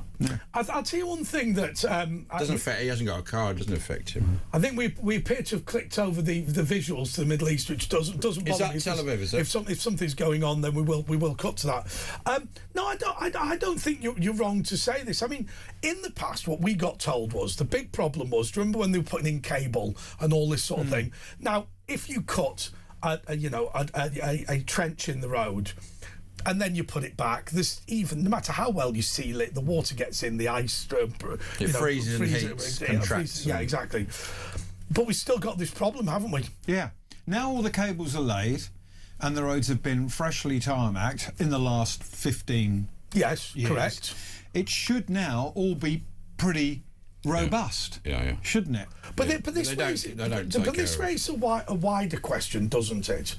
About overseas aid, actually, because in the fullness of time, we hope the Iranian government will fall, a new democratic government will come in, fingers crossed, who knows, and British overseas aid will go to rebuilding Iran. Got it. However, what will happen at the same time is our own infrastructure will continue to crumble, and British people will pay their taxes every year, solid in the knowledge that the roads in Tehran will be great, but they won't be in Carshalton. Absolutely, and we keep building houses everywhere, and we need more homes, and we've got plenty of green areas where we can do this and not affect the countryside, but we are not building schools, hospitals, prisons, bigger car parks. And I'm thinking, how crazy. Reservoirs as well. Reservoirs. Nuclear power stations. We need to start building them. And if you're building all these houses, we need more hospitals because we're getting more people, more schools. It just seems like the most basic things. But it's because we have governments for a few years and they haven't got to look for the long term. They'll be long gone by then, so they're just sort of covering the... I mean, Shabana Mahmood, whatever you think of her, is talking about all of these changes to immigration and all this sort of thing. But look, what is it, 1.5 million people will get indefinite to leave to remain in the next 5 years. They will all be entitled to bring their wives and children. So you're talking about 1.5 million people. Will they be able to bring 5, 6? Sometimes you can bring mum and dad, so you might be able to bring 10 people. There's a Gazan child that came to have some medical treatment in the UK, brought 25 relatives. Some of the Afghanis have brought over 20 relatives. Well, they call them relatives. So how can that be allowed? I mean, the thing is, when we talk about this on Talk, sometimes people think we're talking politics. I think we're talking common sense. Oh, yes. Yeah. When you talk about... national security we're talking about. Yeah. They should both politics, both sides, all parties should be on the same, page with this. The problem is with all of this coming to Britain, and I keep going on about this. I support the Refugee Convention, right? It makes perfect sense. But what we've done is we've used it to allow uncontrolled immigration. The lawyers have used it. So I keep making this point. This idea where you can go to the nearest safe country, i.e. you're entitled to go to the country next door, sit behind their border and wait and then go back. Real refugees don't go. I mean, can you imagine, you are in, I don't know, you're Anne Frank, right, as an example. You go, I'll tell you what, there's no way I'm going to Britain. The benefits are much better in America. No real refugee thinks like that. Exactly. I had family, who had to escape everywhere and some couldn't get into Britain. I had one uncle who went to Shanghai. You just went wherever you could to save your life, and that's the proof that you... Well, there's a story in one of the papers. I don't want to jump... Of course, by the way... go on, tell us what it is. Let's go through it. I was thinking of something that you guys said on the show just a few weeks ago about sleeper cells. Yeah. And I made a note on one of the newspapers here, and I thought, we don't know how many people have come in from Iran, how many young men of a fighting age have been coming in from Iran and have been told just to keep quiet until the war starts, because we all know Iran have been planning this for years and years and years. And what I'm worried about, and I'm sure what a lot of your viewers and listeners are worried about, is that the Iranian terrorists could already be here. Well, there's 40,000 on the not of Iranian, on the Islamist watch list, maybe even 50,000 they're saying now. Like you say, of course we'll have IRGC, Islamic Brotherhood. They've not been prescribed as terror groups, which they have everywhere else. Asher and I had a theory ages ago, and it's purely a theory, right? Nothing based on anything. Look, if you wanted to cause a major terrorist attack in the UK, what you could do is you could attempt to bring in Semtex, really difficult. Attempt to buy a load of Kalashnikovs, even if you can get them in Eastern Europe. Maybe you can get them somewhere like Denmark. It's going to be quite hard to get them over to the UK, even in a boat. Or what you could do is you could literally sit in Tehran and say to people claiming asylum in the UK, listen, lads, 1,000 of you, all on this prescribed date, whatever it is, Christmas Day 2027, at 3 o'clock, all get out a knife and start stabbing people. And that would be a spectacular attack, say 1,000 people attacking, you're just in bed. It would be incredibly easy to do that. And you say to them... Happened in Mumbai, didn't it? You just say to them... Guns with guns. You just say to them, don't communicate with each other. Just do your usual thing, but just you're activated at 3 o'clock on Christmas Day in 2027, making up the dates, making up the details.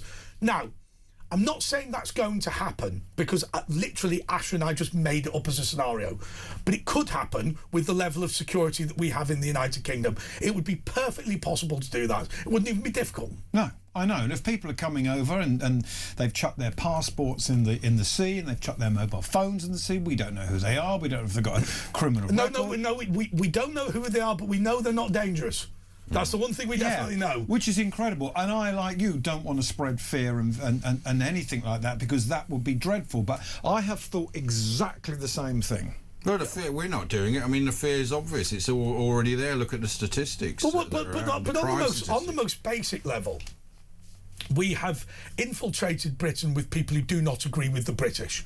So as an example, our instinct would have been to support our American colleagues. The by-election in Gorton and Denton was a clear warning to the British government that failure to support the wider Islamic agenda will cause problems. Now, you know, you might think the wider Islamic agenda is a good thing, but it's a departure from our previous thing. We have not previously been allied to countries like Iran, right? We've been traditionally allied to countries like the United States of America. There is pressure to change that. Now, the more this country changes, the more that pressure will build. And none of this is about the good people of Iran. For full disclosure, we have in our family, a very close connection with a beautiful Iranian family. We know most of the people are absolutely wonderful. We are talking about extremists. No, this is the worst bit about the Iranian story. This is the worst bit. Anyone you ever meet who's been to Iran, and there's not many in the UK, but there are some, just basically go, oh my God, they're some of the nicest people you've ever met. Right, what you have to understand is, as you quite rightly said, it's a group of moderate people with a nutter government. What's happened is, hello, Zach Polanski, by the way, what has happened is the Ayatollah managed to bring the left and the Islamists together in an unholy alliance. He took power in Tehran, shot the leftists, and created a nutter government with there was no real support for what he wanted to do to Iran, that a radical Islam that he brought in. But because the useful idiots on the political left, once again, hello Zach Polanski, that is exactly. Well, of course, they're far right, aren't they? They're totally not with the Greens. They want to, execute gay people, yes. Stuff like this, and this is what Zach Polanski is backing. Anyway, look, we've got to go to another break. 03444991000. Alex Dyke is here. It's Andre and Ash. We're talking all about the news, but give us a ring, 03444991000, or give us a WhatsApp message on that very number.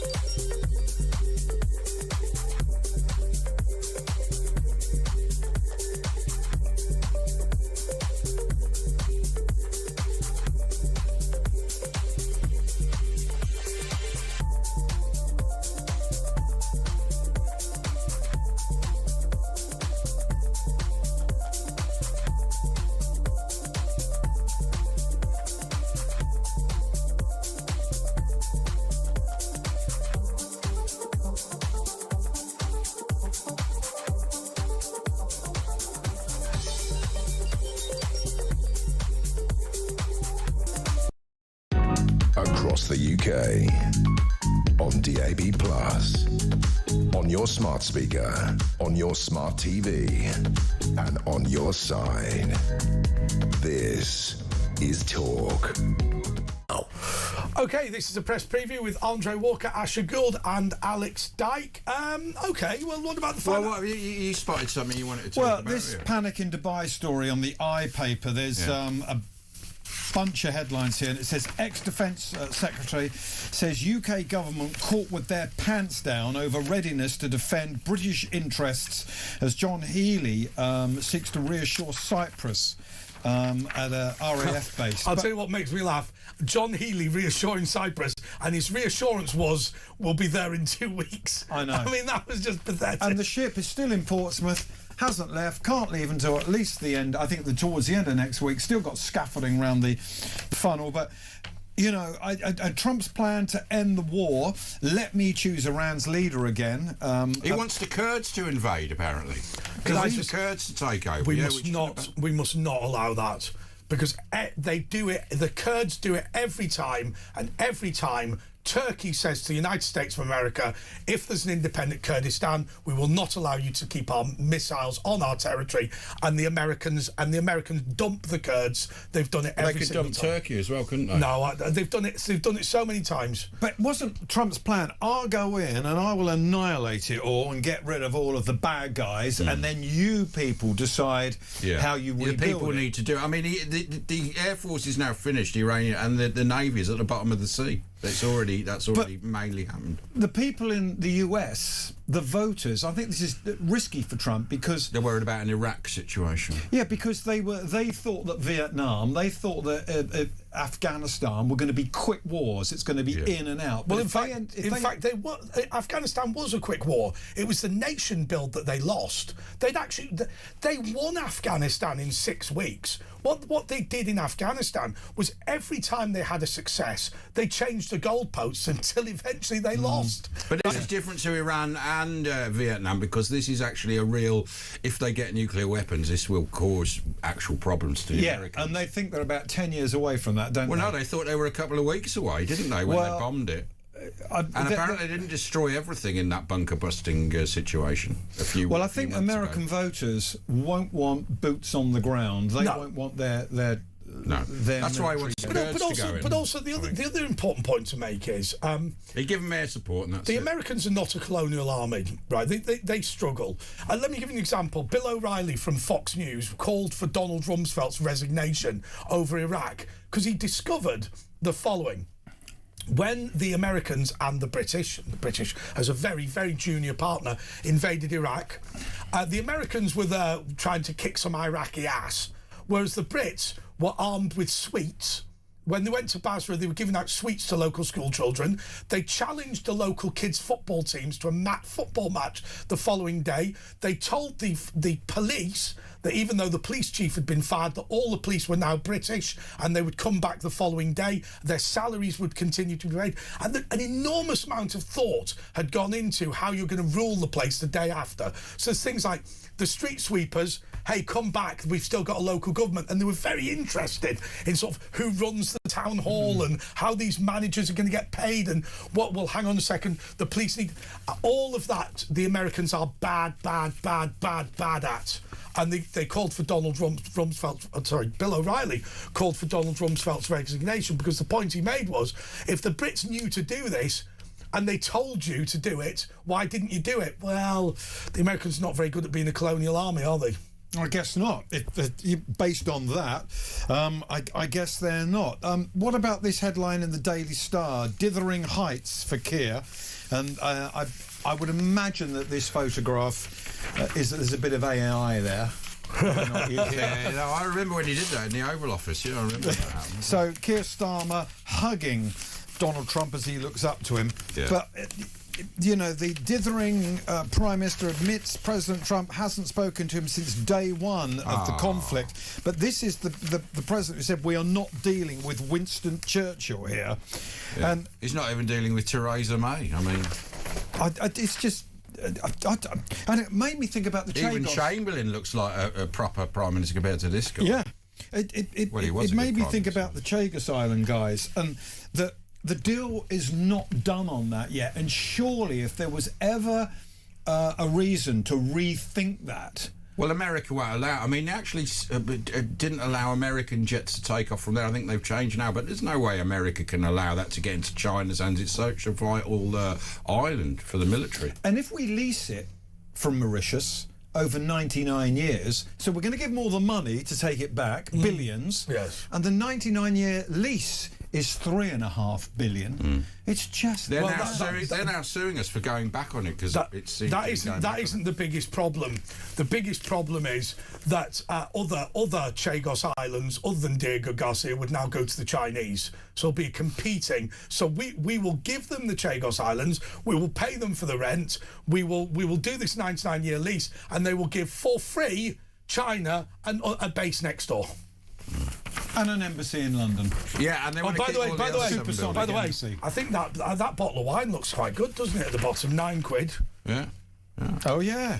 Lewis Hamilton there at the bottom, Return Africa. He's moaning. He says the colonialists, Britain, Portugal, France, should get out of Africa. I've got news. It happened about 150 years ago, Lewis. No, hang on. Keep up.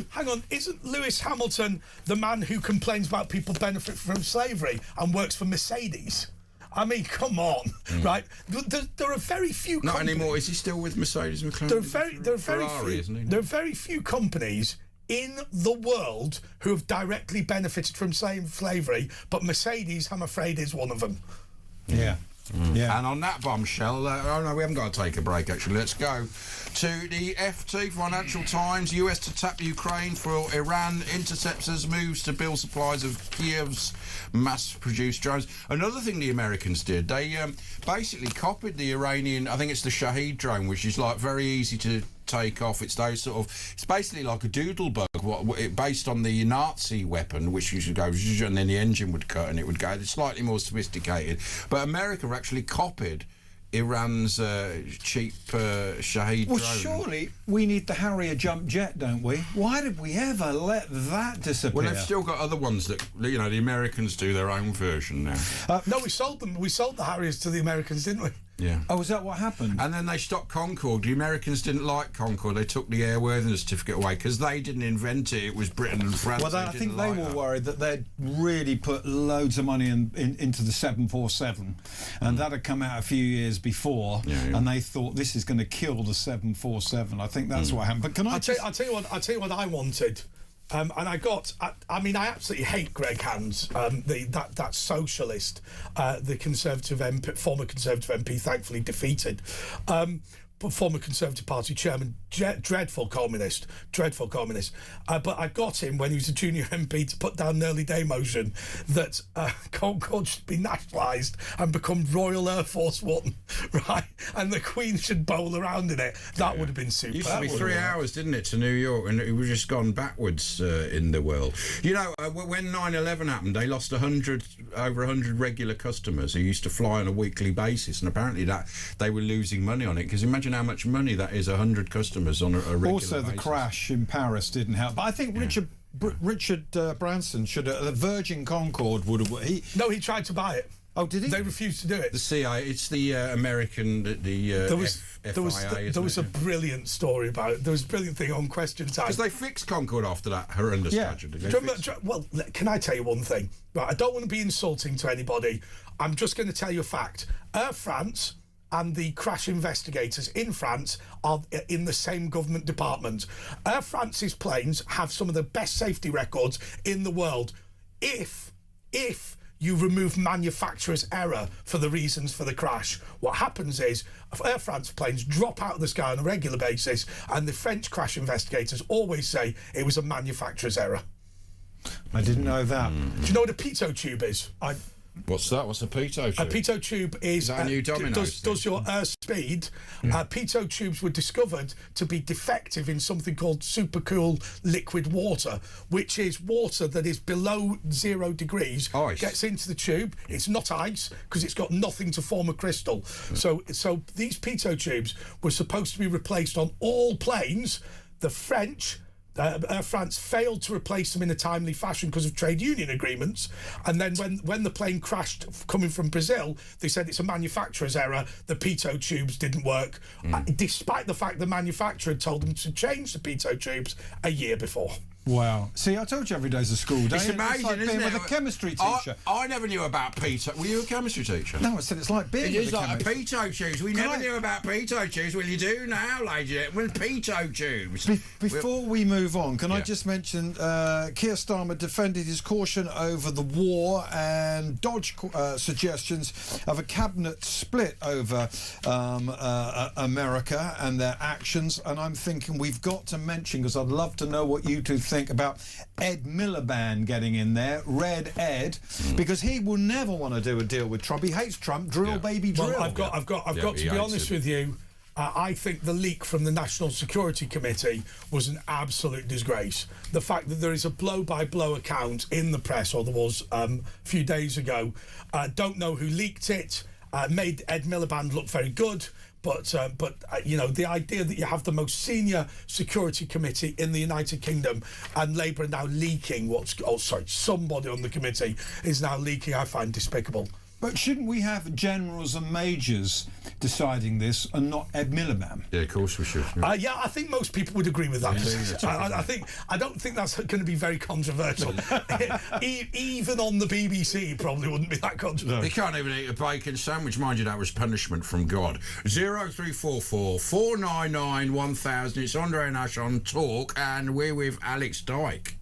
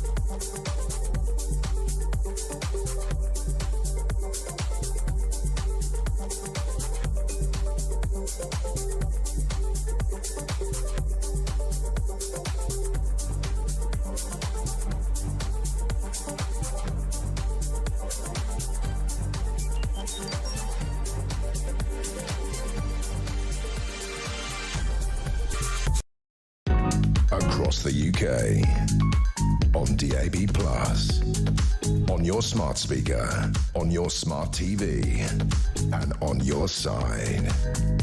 This is Talk. Yes, this is a press preview with Andre Walker, Alex Dyke and Asher Gould. Right, FT, this is an interesting one. Use of facial recognition by retailers triggers concerns. Shop owners are fighting back against the post-COVID sharp rise in shoplifting and threats against staff by beefing up security, such as by employing facial recognition software to monitor customers.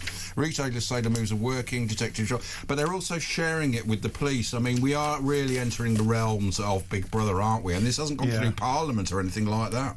Yeah, we are, but I do feel very, very bad for shopkeepers. You think owning a shop and, you know, husband and wife, been owning a shop, it's been in the family for years, you're spending all those hours stocking the shelves when it's closed, you're buying all that stock.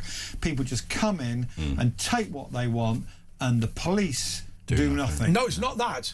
If you grab the shoplifter, the police will arrest you for assault. Yeah. The police are on the side of the shoplifters. I got told it. I got told it when I grabbed a shoplifter in Ascot, and I forget. I think it was Sainsbury's. They said to me, "Hey, listen, good food costs less. Listen, let him go, because if the Thames Valley Police see you, they'll let him go, having robbed the place, and they'll do you for assault." Well, I saw a guy in Ocean Village in Southampton at my local co-op there, and he came in and he just picked up 2 bottles of red wine, and the staff went, no, and he told the staff where to go. And I said to the security guy, "Are you going to do anything?" He said, "He comes in every week and does it." I said, "Well, if you don't do anything, he's going to keep doing it.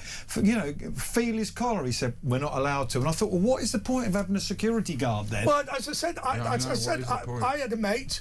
I was staying at my friend's house, get a phone call. I forgot I'm in the off licence, in Tesco's. I forgot my ID. Bloke's 22. Right. So I'll go in and they go, "Oh," so I said, "All right, well, look, here's my ID," or whatever. And they went, "No, well, he hasn't got any ID, so because it was him who wanted it, whatever." And I said, "All right, we'll steal it." And they said, "What?" I said, "Well, I know that your policy is to challenge everyone then under 25 if they're trying to buy alcohol, but I know your other policy is to not stop anyone shoplifting, so I'm just going to steal it." And you never look back. You've been going in every week, haven't you? Now, just to be clear, I've got to the door and then came back and give it to them. I said, I wouldn't rob you. I just want to highlight the stupidity. But the thing is, in my day, you used to have to go to wine grow in Goulburn because they never checked for ID. And you had store detectives that would grab you. You know what I mean? But so what's the laws different now? If you are a 15-year-old and you want a cider on a Friday night, just pick up the bottle. It doesn't matter what age you are. I mean, don't. But, I know, it's crazy. But that's the rule. But then, you know, I was going to say we grew up, but then you'll be rotten about me being older than you, and I've already had you telling me I look like John Major again. You do look like John Major. No, I don't. John Major. Uncanny, isn't it? You don't sound like him now. So John Major. But you know, when I was a kid, policemen used to be 6 foot tall. They had to be 6 foot tall, and they had the hat on top, which made them look 7 foot tall. Yes. Now you see police officers who are not. I don't think police officers. They're 6 foot wide now. Yeah, I've seen some big ones. I don't think they should be menacing, but I think that they should look bigger than the person. Do you know, I was only thinking this today. I was watching Downing Street, and there was a police officer who's black, and he was actually. I know this sounds stupid. He looked like what a police officer was meant to look like. Like, he was quite tall and he was in quite good shape. And I thought, bloody hell, I've not seen one of some of the armed ones are the right size. I'll tell you one thing. You're saying about me joking about you being older than me. Let me just be clear on one thing. A lot of these things have only changed in recent years. So actually, the experience that you had in that sense growing up is the same as Asher and the same as me, and probably the same as the rationing and things like that. Probably in truth the same as your dad, right? And actually, what's happened is in recent years, I blame honestly the human rights culture, where we're all about rights and we're not about responsibility. I think that is what's changed everything. Well, you've reminded me, I did a bit on Weekend Breakfast with Mark Dolan a couple of months ago. He's coming up if you're listening in the morning. Hi, I'm Mark Dolan. I'll be up after this if you're listening in the morning. And what I did was I did this thing where I said, the future you dream of was 1990. And of course, you still had Concord then. You had local shops. You had a family doctor, and we gave all of these examples of why Britain was so great then. You know, kids could go to the local youth club without seeing some guy walking down the road with a machete or whatever it is. Yes, it was. And actually, the future we're dreaming of, we had and lost. But don't you think this is weird? If you now, because remember, you used to think, oh, I wonder what this country will be like in 10 years. Now, no one's really thinking about what the future's, because it just looks terrible, doesn't it? It does. The number of people now watching and listening to this who are thinking about how they can leave. Yeah. Yeah, but where do you go? If you leave, where do you go that hasn't difficult. got the woke madness? Poland, Hungary, maybe, I don't know. The States. A lot of people go to Spain. And now, just to be clear, we're not colonising Spain. The Costa del Sol has been built for British people. Yeah. So let's just be clear, right? It's Britain. Yeah. And also, nobody is attempting to take over Spain. What they are is very much expats. And they're not claiming dole and all benefits. No, they're taking the no, money because over you can there. take your dole from Britain and spend exactly, it. That's a reasonable point. That's true, man. The Metro. PM vows to shield Brits. Stranded UK citizens reach home, but first government rescue op banned into shambles. What do you think about people in Dubai? A lot of people are having a go at them, like going, oh, well, they're like jealous, going, well, you chose to go there and for tax reasons. Why should we rescue you? It's very mean and bitter. I thought the worst one was when we evacuated British citizens from Sudan, and it was very clear it was people who had left Sudan claiming that they were in danger, then got the British passports, then come straight back to Sudan having claimed benefits. Lord, I'll just leave them. If you're happy, I'm happy. Yeah, I think the when Keir Starmer said, so there's 300. I don't understand. Why are we evacuating these people? If my family were in Cyprus right now, I'd say just sit on the beach for the next week, 2 weeks, 3 weeks, month, whatever it is. Yeah, but they're not going to feel safe doing that, are they? But look, there's compared to taking a plane from the Middle East, George. You've got a point. Right? Let's just be clear, right? So Keir confirmed 4,000 people have now reached the UK on commercial flights, but there's 300,000 expats and holiday makers still stranded. So that's what, and he's saying it's not going to be overnight. But we won't stop until our people are safe. He's saying nothing. What's it going to take? 4 weeks? 4 years? That's 1.3% of the people in danger who are already back in the UK. So what about the other 98% plus? I mean, I'll tell you what I'd say. You'll be fine. Stop moaning. A lot of people are saying we're just going to stay because it's probably still safe. Well, it's like his lot. Jewish people going over to Israel. There's always a big load of British people, whenever something kicks off in Israel, stranded when they shut Ben Gurion Airport. And you know what? I've never seen any of them have a real problem. And that's Israel, right? Yeah, but if you had family over there, you wouldn't be saying that now, would you? If my family were currently in Ayia Napa, Cyprus, I would say, do not get on that bullet magnet. Fly into the UK, sit on a beach and have a nice time. That's what. Now look, I might be proved to be wrong, but always remember, Cyprus, as in the Republic of Cyprus, what we call the Greek side, is at war with nobody. Decalia and Akriteria are British sovereign bases. They're the only bits that have fallen under attack. Portaras, Ayia Napa, Larnaca. I'd just sit there. I genuinely would. He's turned from a chemistry teacher into a geography teacher. This guy is so intelligent. What was that thing in Concord as well? The Pito juice. Pito juice.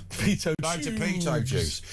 Israel, in The Guardian, Israel tells 500,000 people to flee Beirut ahead of airstrikes. The Israeli by the way, if my family were in Beirut, I would be telling them to leave. Yeah. They said the Israeli military ordered the entire population of Beirut's southern suburbs to evacuate yesterday as it continued to bomb Lebanon and Iran, while Tehran launched retaliatory airstrikes against Israel and America. The IDF told all 500,000 residents of Beirut's southern suburbs to save your lives and evacuate your homes immediately before launching airstrikes on what it described as Hezbollah targets in the area. I'm sure it's probably because they were Hezbollah targets. The area covered by the order included several hospitals and government ministries. I do think there's one thing that's important about this. You know, Israel doesn't order people to leave, do they? They warn them they're in a dangerous area because there's going to be airstrikes. I think that's slightly different. And I think that, look, maybe it's me just being overly sensitive, but I think there's a tonality problem with a lot of this. Basically, you know, civilian buildings are being used to attack Israel. Therefore, Israel warns people close to those civilian buildings that the safest thing to do is to evacuate. Which goes against all military, you know, processes. We would never do that in America because you have to bomb without the enemy knowing. But Israel do go that extra mile. If you were in a British inner city in the 70s or 80s and the IRA said get out the pub, there was a bomb, you wouldn't sit there and finish a drink. No. You would go. Can I just say something before I've got to go? Yeah, man.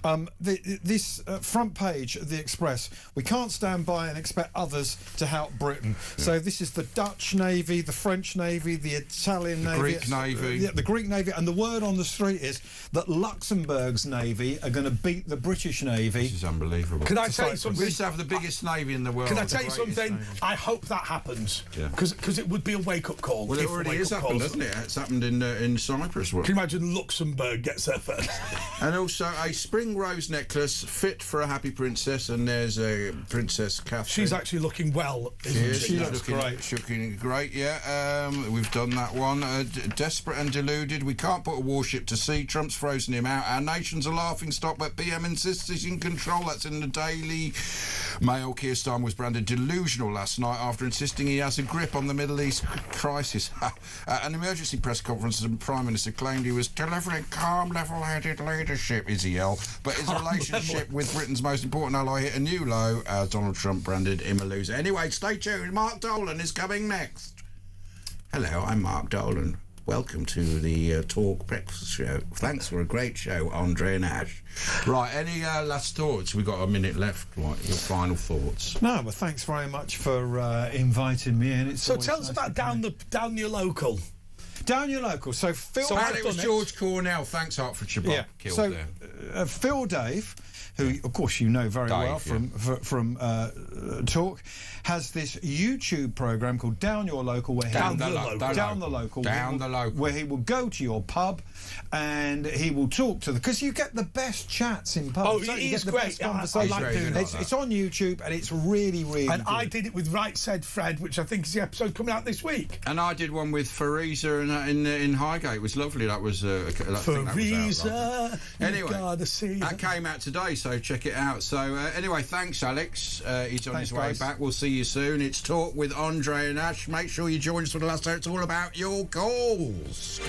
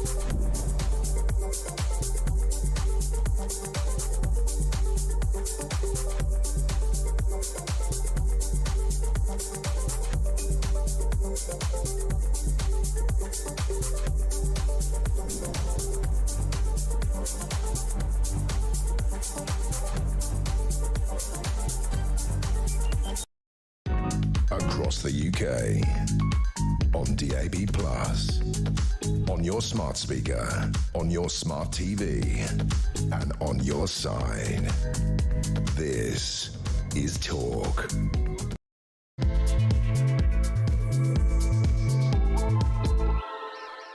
I just want to moan ever so slightly about something. First of all, I want to say to everybody who is following, observing, I don't know the correct terminology, the month of Ramadan. I think that is a great thing to do, and I think it's important to observe your religion in you know, whatever way you want to. I personally, I'm the sort of Christian that people say is not a real Christian because I'm a Catholic. But you know, I think that's reasonable. But I have to say, this suggestion that there should be ban on people eating in public as a result of it being Ramadan because it will upset them, I think is really absolutely disgusting. The thing is about the whole thing, if you are fasting, and by the way, you shouldn't fast if you're incapable of doing it, in any religion, you shouldn't do that. Fasting is supposed to be an individual act of piety, not an attempt to force your opinions upon everybody else. And if you cannot fast safely, or if it, you know, it causes you too much pain, you're not meant to do it. I don't understand this. And what's this about dogs as well? Let's not have any dogs in Camden. Yeah, they're trying to ban dogs, aren't they? You know, and this, you know, it's all for cultural reasons, but that's not this country's culture, is it? No, absolutely, absolutely. Our culture is a culture of live and let live, tolerance, or as we prefer to call it, an Englishman's home is his castle. Yeah. That is to say, you will get on with what you do in your house, I will get on with what I do in my house, and if what you want to do is fast and what I want to do is feed my dog, then that is perfectly acceptable, is it not? It is, man. It is. We shouldn't, and I'll tell you something. We can't pander to everybody. The other problem is blasphemy, I would say, is that it ought to be an individual thing.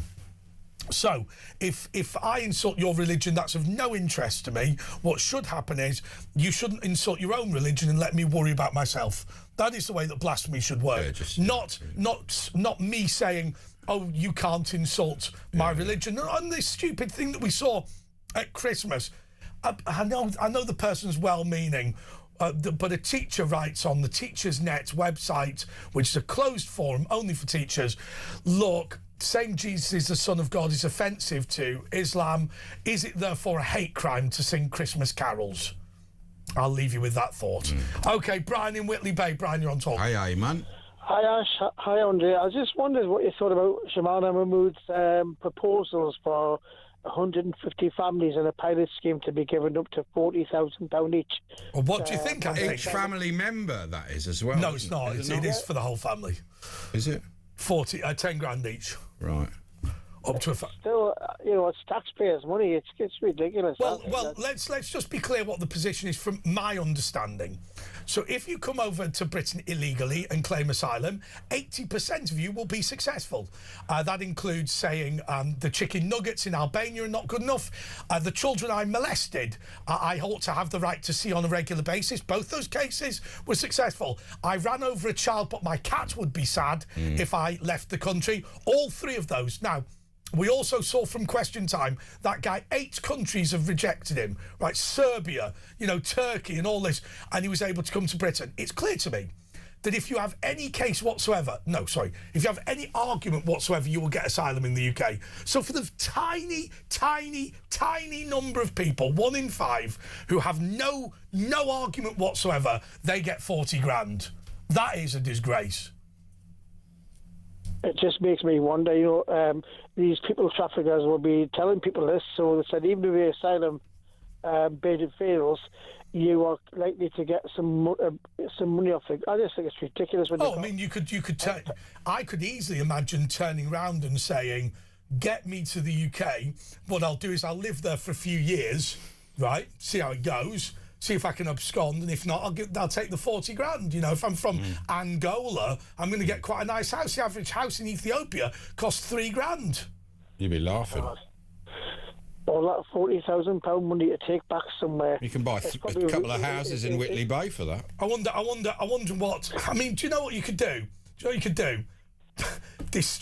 you can't do this, but destroy your own passport and get a dinghy off Portsmouth, sail back to Portsmouth, and then put on an accent. And you get a 4-star hotel. Refuse to say what country you're from, claim asylum, and you're laughing. And you get your 40 grand. Hey, God. This country is going down the toilet, I think. I just don't know what's going on, Andre. It's just ridiculous. How do you feel about it? Yeah, what's it like in your local area? Are you noticing changes there? I was in Newcastle. I go to Newcastle quite regular, and I'm not joking here. Sometimes you actually think you're somewhere else because there's that many people come in the area now. No offence to anybody, by the way, but everybody's like, there's about 1,000 different languages spoken in Newcastle now. Yes. It's not like it was in the 1980s. It was hard enough to understand you anyway. Oh, of course. But, now it's just everybody's like speaking another language. You ask people for directions to go somewhere, nobody knows where they're going or where they're at or anything. It's like everywhere in the country now. Oh my God! I'll tell you what I couldn't believe about Newcastle.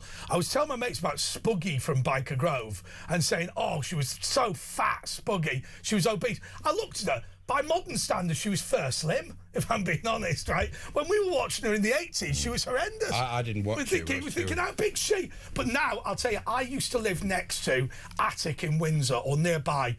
They're all big girls now, I'll tell you. They're all big. Ooh, all the girls going to nightclubs. If you want to pull a slim one, I don't know what you have to do, Slimming World or something. But chubby chasers. Yeah, that's right. But it's sad, isn't it? It's the way that we've told nobody to integrate into this country. We've told the opposite, haven't we? Here's a funny thing. Do you know when Baker Grove used to be on TV? Aye. Well, it was this place called Ramita in Newcastle, right? Yeah. It's now been converted into a mosque because an Islamic college. That's absolutely. Sorry. Just to be clear, Biker Grove is now a mosque. The building for Baker Grove, it was called Ramita, has been converted into an Islamic college. That's absolutely true. Oh my God! I'm going to put that on my YouTube channel. Biker Grove now mosque. Biker Grove that is superb. Right. And Jeff, do you remember Jeff with his beard and all that? Oh, maybe he was converting. Well, maybe he was. He was getting his full beard, Biker Grove. Anyway, look, thanks, Brian. Mayor has texted, Myra from Tel Aviv has said, Iran is using cluster bombs on Israel. Just saw with my own eyes before getting into the shelter. It doesn't surprise me. They'll do anything when Meira. By the way, Meira, you can give us a ring, by the way. We can maybe ring her and find out. Yeah, just to be clear, if you are abroad, you can send us a message and say, if you're in somewhere, I mean, certainly if you're in Israel, we would phone you back immediately. Yeah, we'll ring you back, or you can ring us on 0044 3444 9911000. That should work.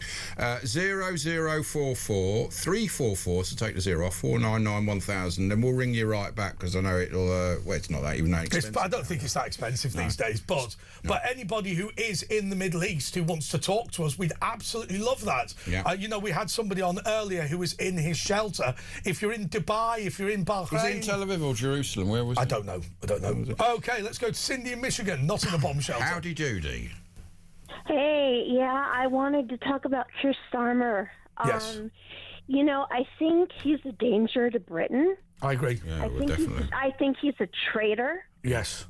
I think he's in cahoots with China. Yeah. Yep. I think he's letting, how do I put this, certain people from a certain religion take over. Okay. And I think it's sad. I think it's very sad. I think disappointed. We should be thanking the United States of America for its assistance, not kicking them. Yeah, you know what? This is a shock, the way this prime minister has chosen to act. Yes, I agree. Before when we United States would be in a bind, Britain was there in a hot second, and vice versa. Yes, and now, what is the deal? Well, we were shocked when he came in and brought in all these policies. He's, like you say, an enemy of this country. He's only with the WEF and Davos. He said that with his own mouth. You know what, Ash? He talks with both sides of his mouth. He's a weasel. He's a cowardly, spineless weasel. That's it. He is a weasel. He's spineless, and he expects the people to believe him. I hate the way. He's disingenuous. I hate the way he pretends. I hate the way he pretends to be this great bloke. Oh, I'm very concerned about human rights. Are you bothered? He must be very unself-aware because, you know, he knows everyone doesn't like him. That's why he has to run through train stations with guards and a big, you know, bulletproof vest on. You know. I am just so angry with him. I wish I could get him in a room and speak to him. I mean, the irony is when people go, he's not in danger. All of our enemies want him to continue. The man's safe. He could run. Keir Starmer could run naked through the streets of Tehran, and he would remain unharmed. Let's imagine you're in the room now. I'm Keir Starmer. You've got me in a room. What are you going to say now? Off you go. Hello, Cindy. And then Hello, family Sydney.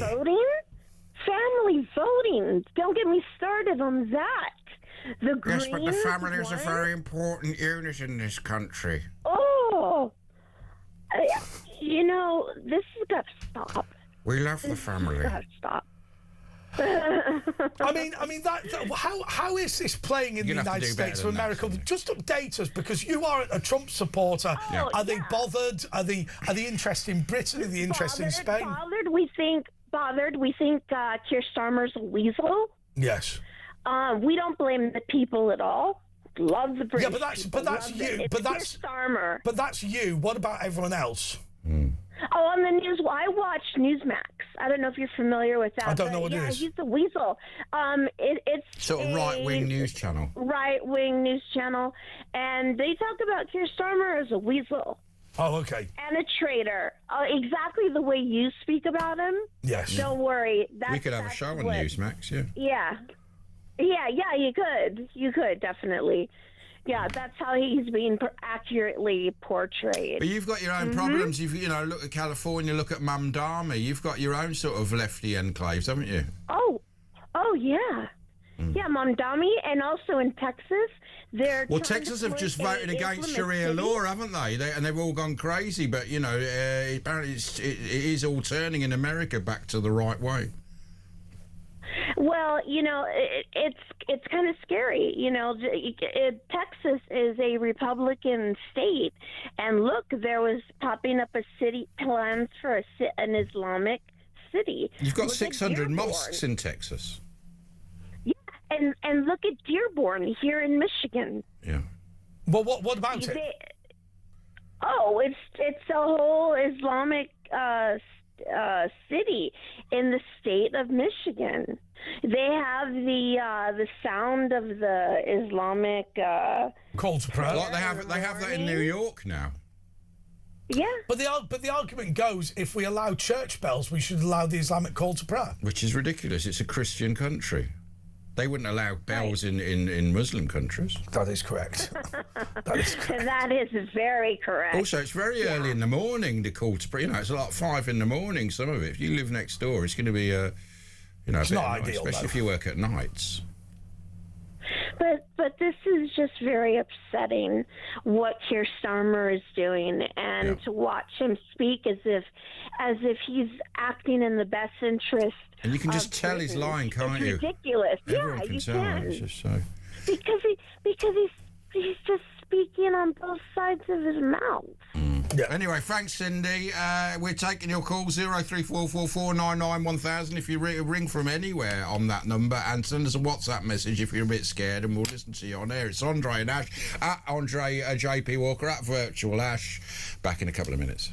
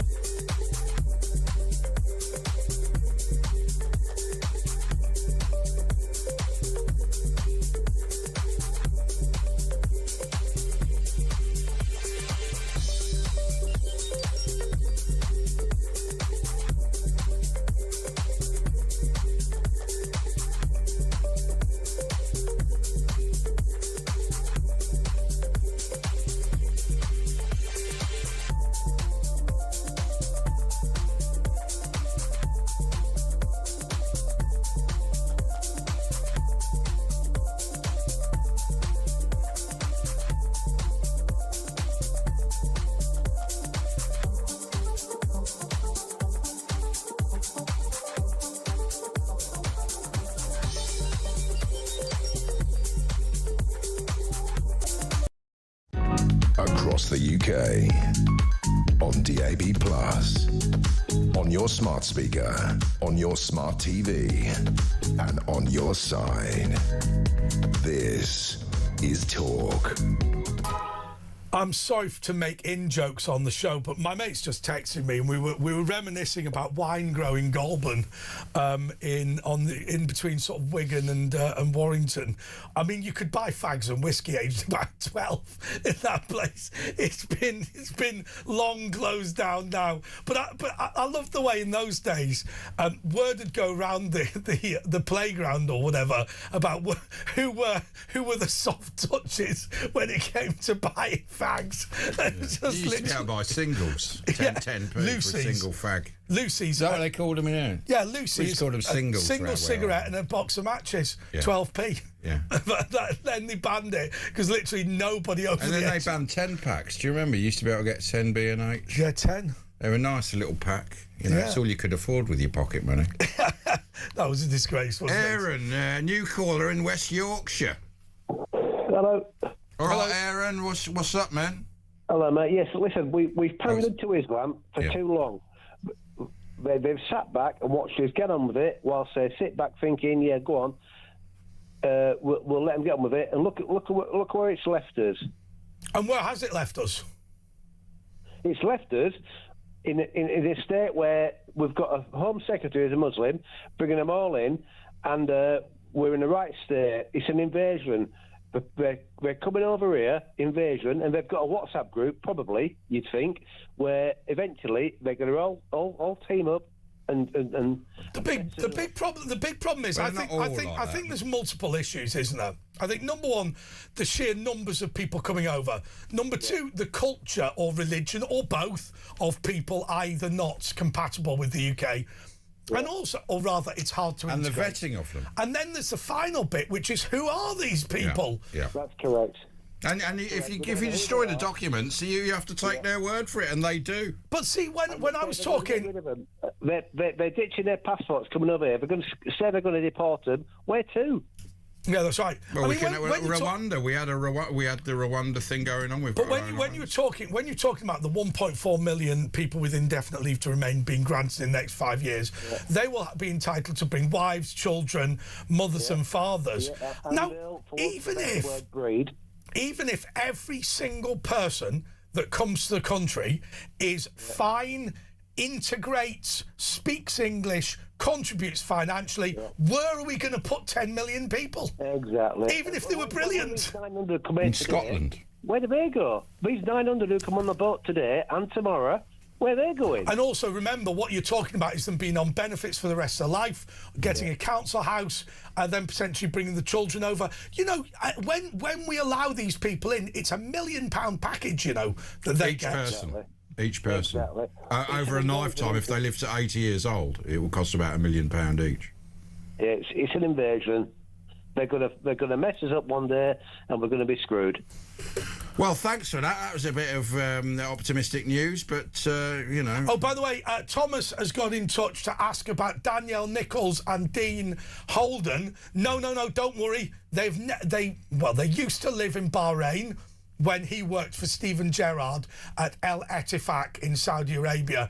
But as you know, the regime of Stephen Gerrard came to an end in El Ettifaq. They're actually back in the UK and have been for some time, just to be clear. But they're in Manchester, right? So it's actually more dangerous. Yeah, they're in Worsley.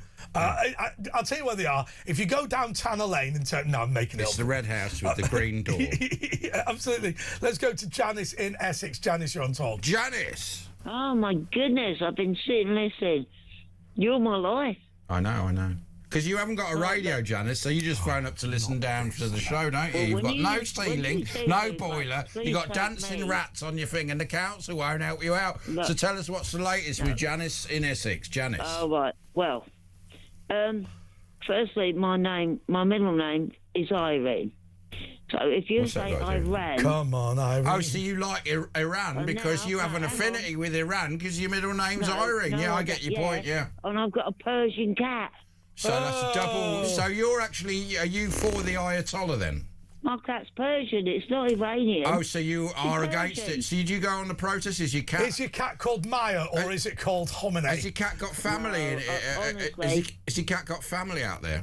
No, I named him after an angel. He's absolutely far from that. Oh, my God. I've been listening to you guys.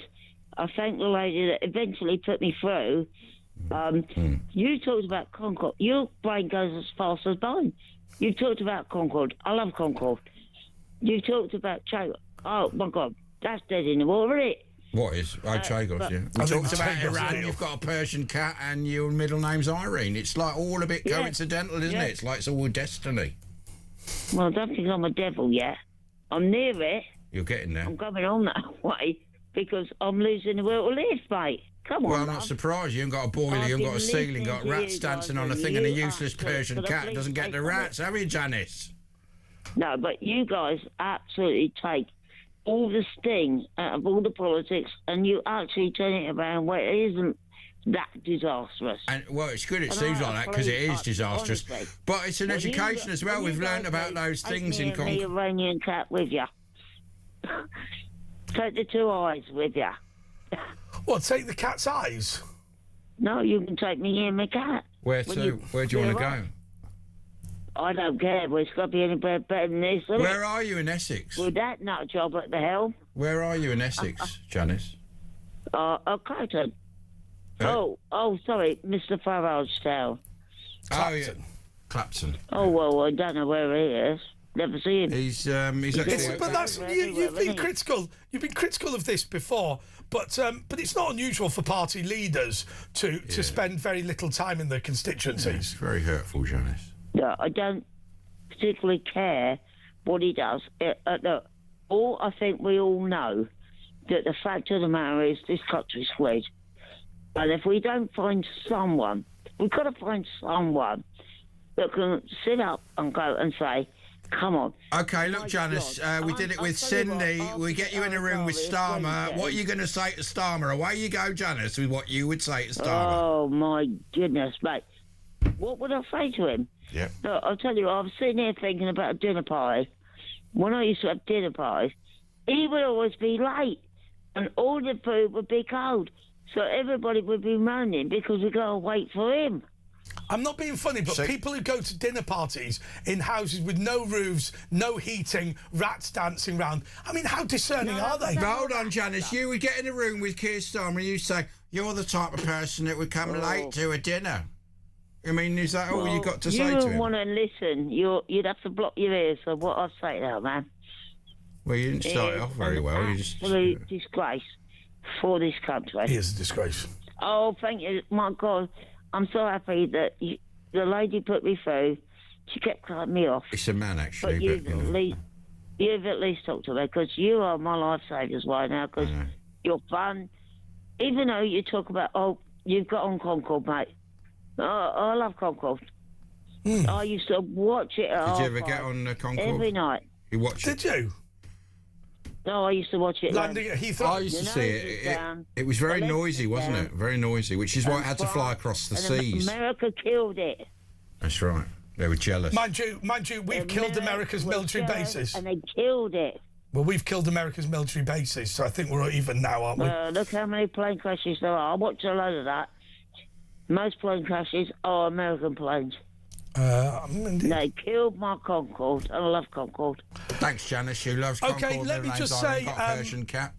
So somebody said, what's our view on spies, Chinese spies? Well, first of all, just to remind you, there are utterly ludicrous regulator rules, which mean we can't talk about live cases as if we're going to affect the results of the jury, which, of course, absolute garbage. However, I think there's a general point that's really, really important and has come up multiple times. There are various lobbying firms in the UK, and what happens is foreign governments ask them to work for them and ask them to come up with intelligence briefings, or literally they're called intelligence briefings, on British politicians. Now, what would normally happen would be something like this. As an example, Armenia wants to deal with the fact that Azerbaijan is about to invade and whatever. And, you know, who can they speak to? What news outlets can they go to? What politicians can they go to? But actually, China appears to be spending an awful lot of money on intelligence briefings. And I think they're being passed directly, or the allegation is they're being passed directly to Chinese intelligence services. The thing that's quite interesting is Gawain Towler, who's now director of reform, he was invited over to Hong Kong and spent a lot of time, he wrote about it, being sort of persuaded to pass documents to them and all this sort of thing. He was given a new Huawei phone, and they said, we've got this brilliant thing where if you upload a document, it'll upload it to Instagram and embed the document in the photo. So you won't have to send it directly. And he was like, yeah. So he got to Heathrow Airport, booted that phone in the bin and wrote about it for The Spectator. Clearly there is a problem with Chinese spies. There's no doubt about it. Whether the individuals that have been arrested in recently are guilty or not, we wouldn't know because we're not privy to the we're not privy to the court case. Interesting, this is a story just come out in the Telegraph. Lord Mandelson snubs Congress request for Epstein testimony. Former US ambassador declines request to give evidence about close ties to paedophile. Mandelson has snubbed a request from Congress to testify his relationship with Epstein. The former US ambassador declined an invitation from members of the influential House Oversight Committee via a letter from his lawyer, the Telegraph understands. So, not really a surprise. Kevin in Basingstoke. No, look at the time. Well, yeah, we're going to a break in a minute, but it just tantalise us is what you're going to talk about before the break, and then we'll make them come back after the break. What was the subject you want to talk about, Kev? Asylum seekers. Kev's going to be talking about asylum seekers after this.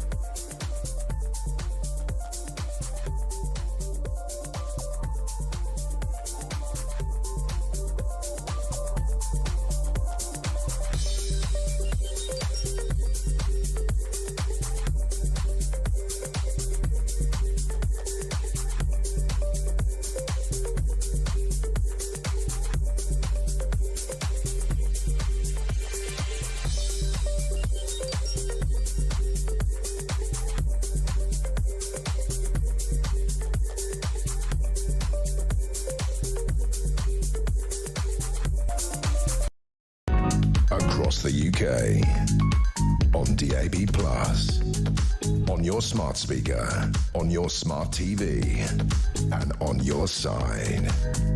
This is Talk. Yes, this is the Late Show with Andre Walker and Asher Gould. OK, let's go to Kevin in Basingstoke. Kevin, you're on Talk. Hi, yeah, this whole conversation about asylum seekers is so overblown. Supporting asylum seekers is 0.1% of our economy. But what we should be talking about is the 1%, the richest 1% of people in this country own 70% of the wealth. Well, shouldn't worry too much. They're mostly going to leave. Yeah, most of them are going to leave. I mean, the top 1% pay 30% of tax and they're leaving by the drove. No, they're not. That was debunked. That's not true. Hang on, I literally know people who've left. There's thousands. The gypsy billionaires left. Charlie Mullins has left. Of course they have. I know loads. Businesses are pulling out because they can't afford the energy. Everything's going People pear-shaped. always leave. They've always... Not like this, though. Not in this rate. Yeah, they have. People. How do you know why they're leaving? This could be... If you're a multi-millionaire and you're going to get taxed to the hilt, why would you stay? So you've got to be careful about anecdotal evidence. But I personally, all of the very rich friends I've got, all of them have left. Now, yeah, they've gone to places like Dubai. They've gone to places like Monaco. Now, yeah, Monaco. Yeah, but no, that just doesn't stand up. I mean, the evidence shows that countries with a little bit more tax, where people pay tax, they don't actually leave, and when they share the money around a bit more equally, the economy grows even more. just a tiny few people having so much wealth doesn't grow the economy. Yeah, but with respect, the concern isn't that there's going to be a bit more tax. The concern is that this government has been so incompetent, as was the last Conservative government, that what they're going to do is bring in a wealth tax and literally take huge amounts of your assets. I'm eating a sweet. Assets off you. They're not talking about a 1% increase in tax. They're talking about saying, hey, you're a billionaire. We want 10 million. Well, they're already doing the mansion tax. I mean, I've just got this on Google. The UK is experiencing a record accelerating exodus of high net worth individuals, with an estimated 9,500 to 10,800 leaving in 2024 and up to 16,500 projected for 2025, driven by the abolition of non-dom tax status, higher taxes and a weak economy. These departures are largely directed towards Dubai, Monaco and Singapore. I mean, of course, just naturally you don't even need to hear anecdotes. If you know tax is going up, if you know you can't run businesses successfully, of course the high net worth individuals are going to leave. It's just a natural wastage. So you're telling me you've lived in this country all your life, your family's here, you've got a business here, you are making an absolute fortune, and because you've got to pay a little bit more tax. No. That's not what we're saying. What we're saying is these people are leaving because they're concerned about punitive wealth tax. So you're not talking about a little bit more. Remember, millions and millions. What is it? Something like the richest 10% in this country pays 80% of its tax. 1%. The top 1% pay a third of all our tax. What they're worried about is somebody coming. So the British government is on the verge of bankruptcy, if it's not already. The concern is that they're going to go, right, we'll have a one-off windfall tax of everyone worth more than £5 million, and it'll be, 10% of your wealth. That's what they're concerned about. They're not concerned about a little bit of extra tax. Our interest on our debt is £150 billion a year. Just the interest, just the credit card to pay the interest. I know. Our national debt is 105 billion. No, it's a lot more than that. We pay 150 billion in interest a year, on the interest. 150 billion interest, sorry. Yeah. It's nearly 3 trillion, sorry. Yeah, but that was down to the Conservatives. They tripled it. It was, yeah.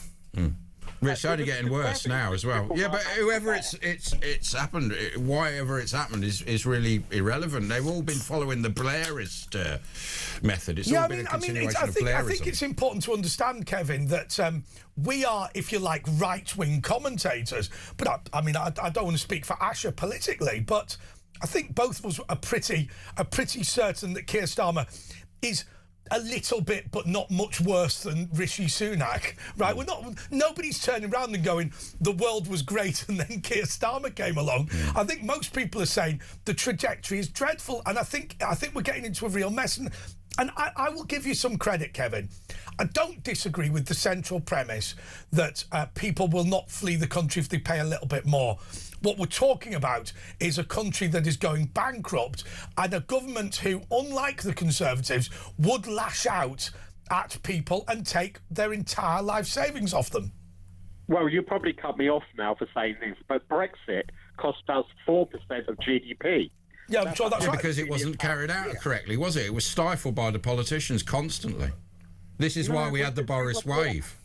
We were warned that Brexit would damage our economy, and now it has. Well, no, it hasn't. It's the way it was implemented. They ruined it. They destroyed this country. To punish the people who voted for Brexit. If we could have done what we wanted, then we would have been sweet. It was never going to be as good outside the EU.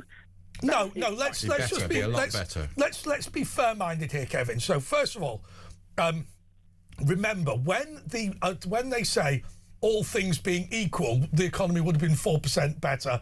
Well, all things being equal is a dangerous game to play. My dad thinks that's completely wrong. But let me just make this point to you. What we said about Brexit was that we were constantly complaining about a number of things. Immigration, I never cared about immigration. I cared about sovereignty, and I cared about regulation. Yeah. You've got to be clear. The regulations that were weighing down business, that the EU had forced us to be part of, we now have agreed voluntarily to keep all of them, and in fact, in many cases, added more to it. So if when Nigel Farage is turning around saying, if we leave the European Union, we can cut this, we can reduce that, we can burn this red tape.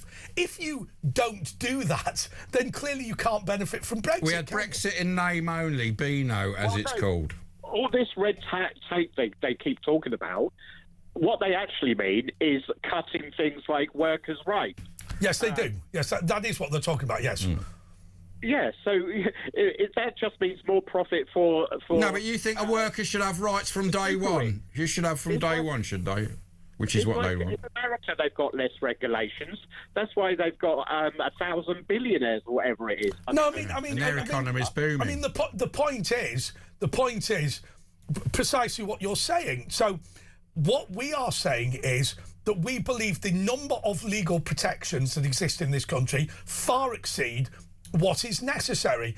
I always say that I feel now that we're a country of government inspectors. I used to think that we lived in a normal country. Now I feel ruled and oppressed. The cost of building a house now costs less than the actual getting the permits and regulations and lawyers just to get through the red tape to build a house. That's cheaper, the actual building listen to this one. My younger brother converted a barn. Now, there's no point in claiming my younger brother's short of money, but there's an example of what Asher's saying. So, right, he lives relatively near the M6 motorway, right, which is getting less and less noisy as time goes on because electric cars are coming in and all that sort of thing. Anyway, what he had to do, after he'd finished his house, they wanted to check the level of noise for the house. Right, okay?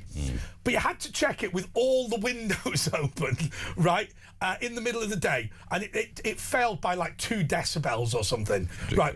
Where they wanted to spend 20 grand mitigating that for 2 decibels and falling. And as my dad said, well, who leaves all the windows open all the time? It's just ludicrous. But regulations are regulations. And what you're not able to say, you're not able to go, well, I don't mind with a bit of traffic noise in the background. What you have to say is the government inspector says this is the acceptable level, and you have to do... Now, do you know how my little brother passed it? Well, I'll tell you what he did. Here is the loophole. You can do the test as many times as you like, and if he only failed by 2 decibels.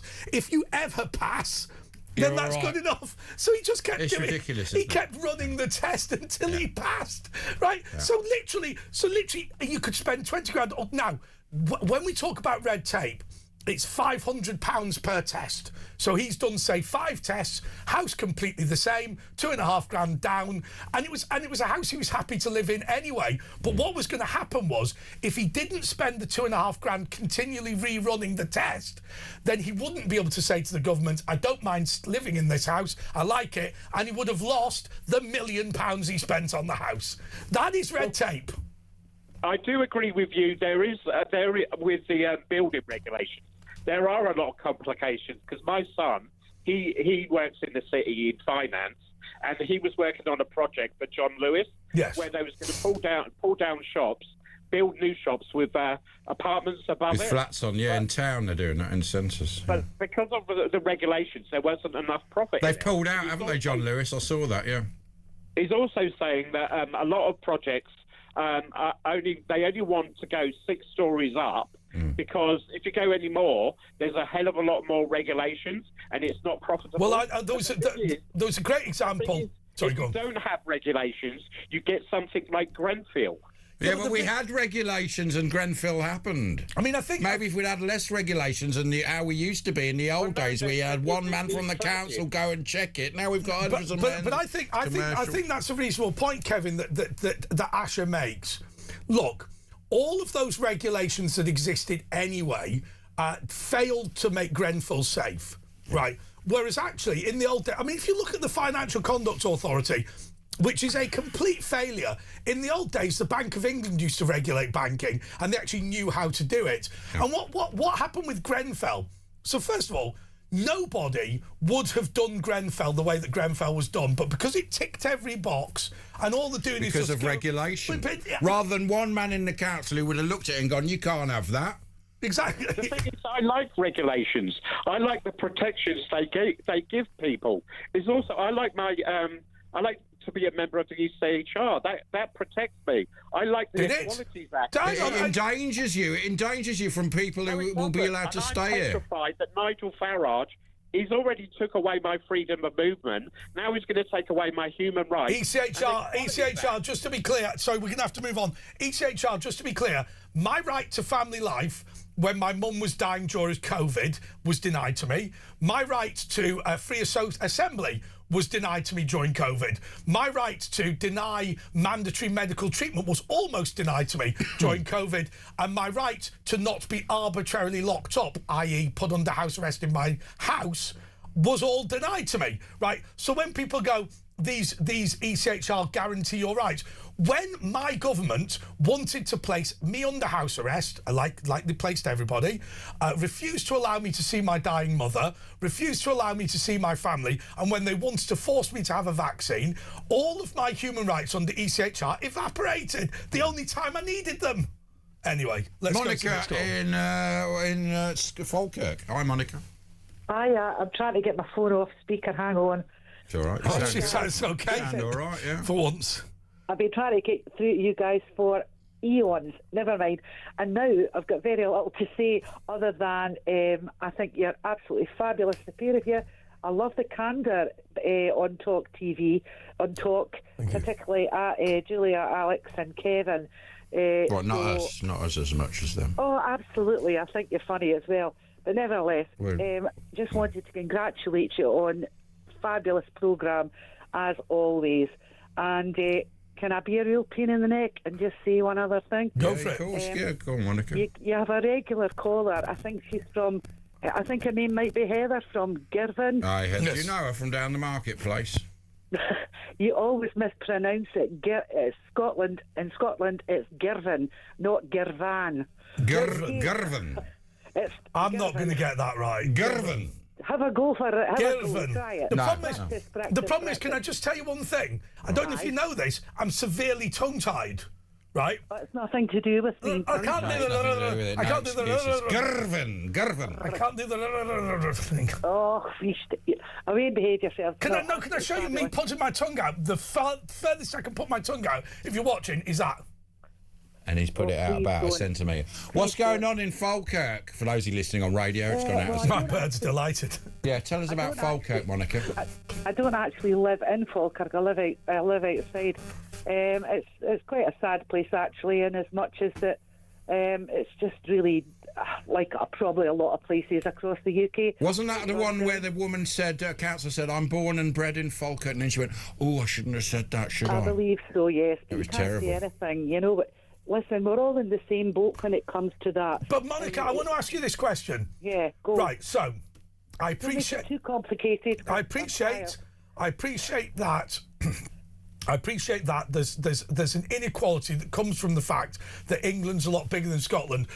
But we English think that Scotland is brilliant. Why is it obsessed with this self-pity culture nowadays? Why can't it be proud of itself like it used to? That movie with Mel, what's his name? Yeah, but do you know what? They've hated us ever since then. Mel, what's his face? I was around when the premiere took place at Stirling University. However, you have to be assured that not everybody in Scotland hates the English. No.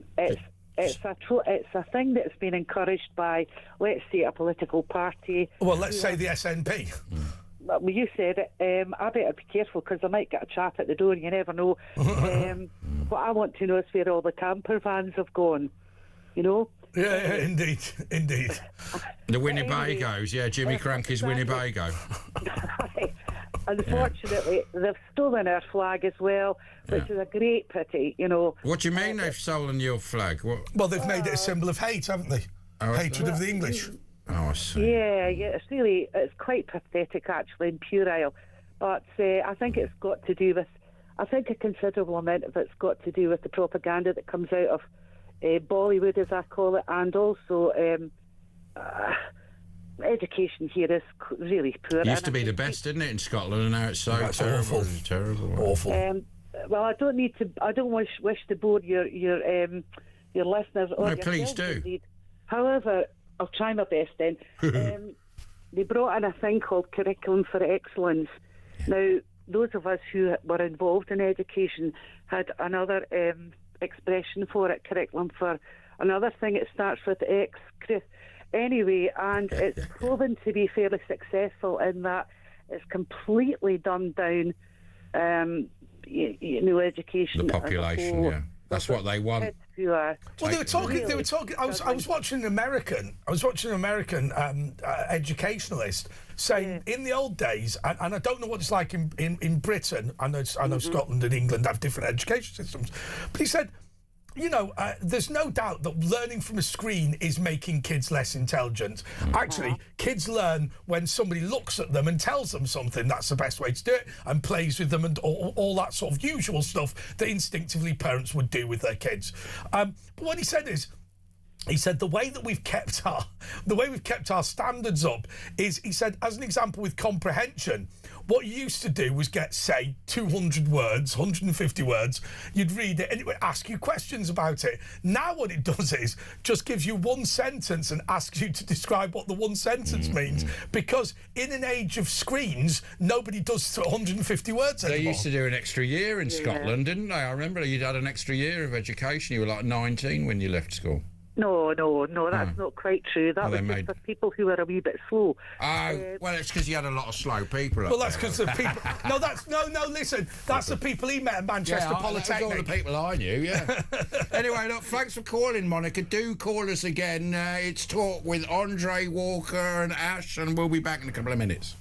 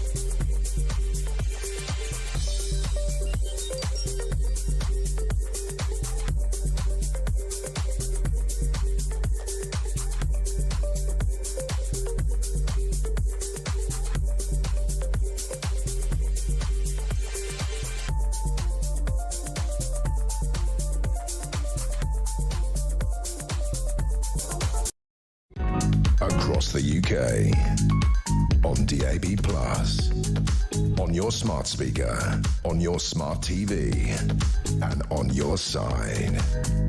This is Talk. Well, this is Talk with Andre Walker and Asher Gould. Thank you so much for calling and listening and watching. Just to remind you, at Virtual Ash. At Andre JP Walker on Twitter. Follow us. Also, follow me on YouTube. That's where the really fruity stuff is. You just search Andre Walker. OK, Ken is in London. Ken, you're on Talk. Good morning, gentlemen. Good morning. Morning.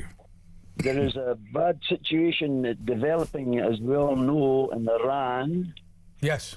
A lot of bad trouble taking shape, but I just phoned up to let you know this is nothing to what is coming. This is only a warning from God. This is not going to be the end of the world or Armageddon. How do you know? It's only a warning from God telling us what's coming in the future. Whatever's going to happen in Iran, whatever government system's appointed, or if it's still the same system, Iran will continue to hate Israel. The war that comes from Iran is going to unite with Libya, Turkey, Russia, Sudan, and other nations to attack Israel later. So I've got to be honest with you. I don't think Israel's going to be that worried about the Sudanese. Well, they're already doing it anyway, aren't they? They've already done it. God has told us in the Bible what's coming here, and it's in Ezekiel. But can I ask you this question, Ken? So look, the Russian Orthodox Church is making a resurgence. That is conservative Christian. Is that not going to help in Russia? Russia is totally against Israel. See, the whole focus of world attention is going to be Israel, as we all understand. That this is going to be the flashpoint, the battle for Israel and Jerusalem, and that will cause the return of Messiah. But we have to understand the theology, some of the theology of Islam. Yes. You see, the Iranian Shia Islamic theology position is they're waiting for the 12th Imam called the Mahdi to appear. But the Mahdi will not return until the world is under war, destruction, economic collapse, etc. Then the Mahdi will appear. Oh, well, he should be here soon then. He should be here soon. Messiah. Yeah. That's what that. And Iran right now are trying to impose warfare and economic collapse, financial collapse on the world. That's their idea. They want a war. They want the world. Is Donald Trump mentioned in the Bible, Ken? Pardon? Is there like a Donald Trump figure mentioned in the Bible? Because you know they all have a. Well, the Antichrist will be a similar type of man to Donald Trump. You look at the power that Donald Trump... No, but isn't the Antichrist... I got told the Antichrist would be a political leader from Europe who would seduce people into believing that he was a legitimate politician.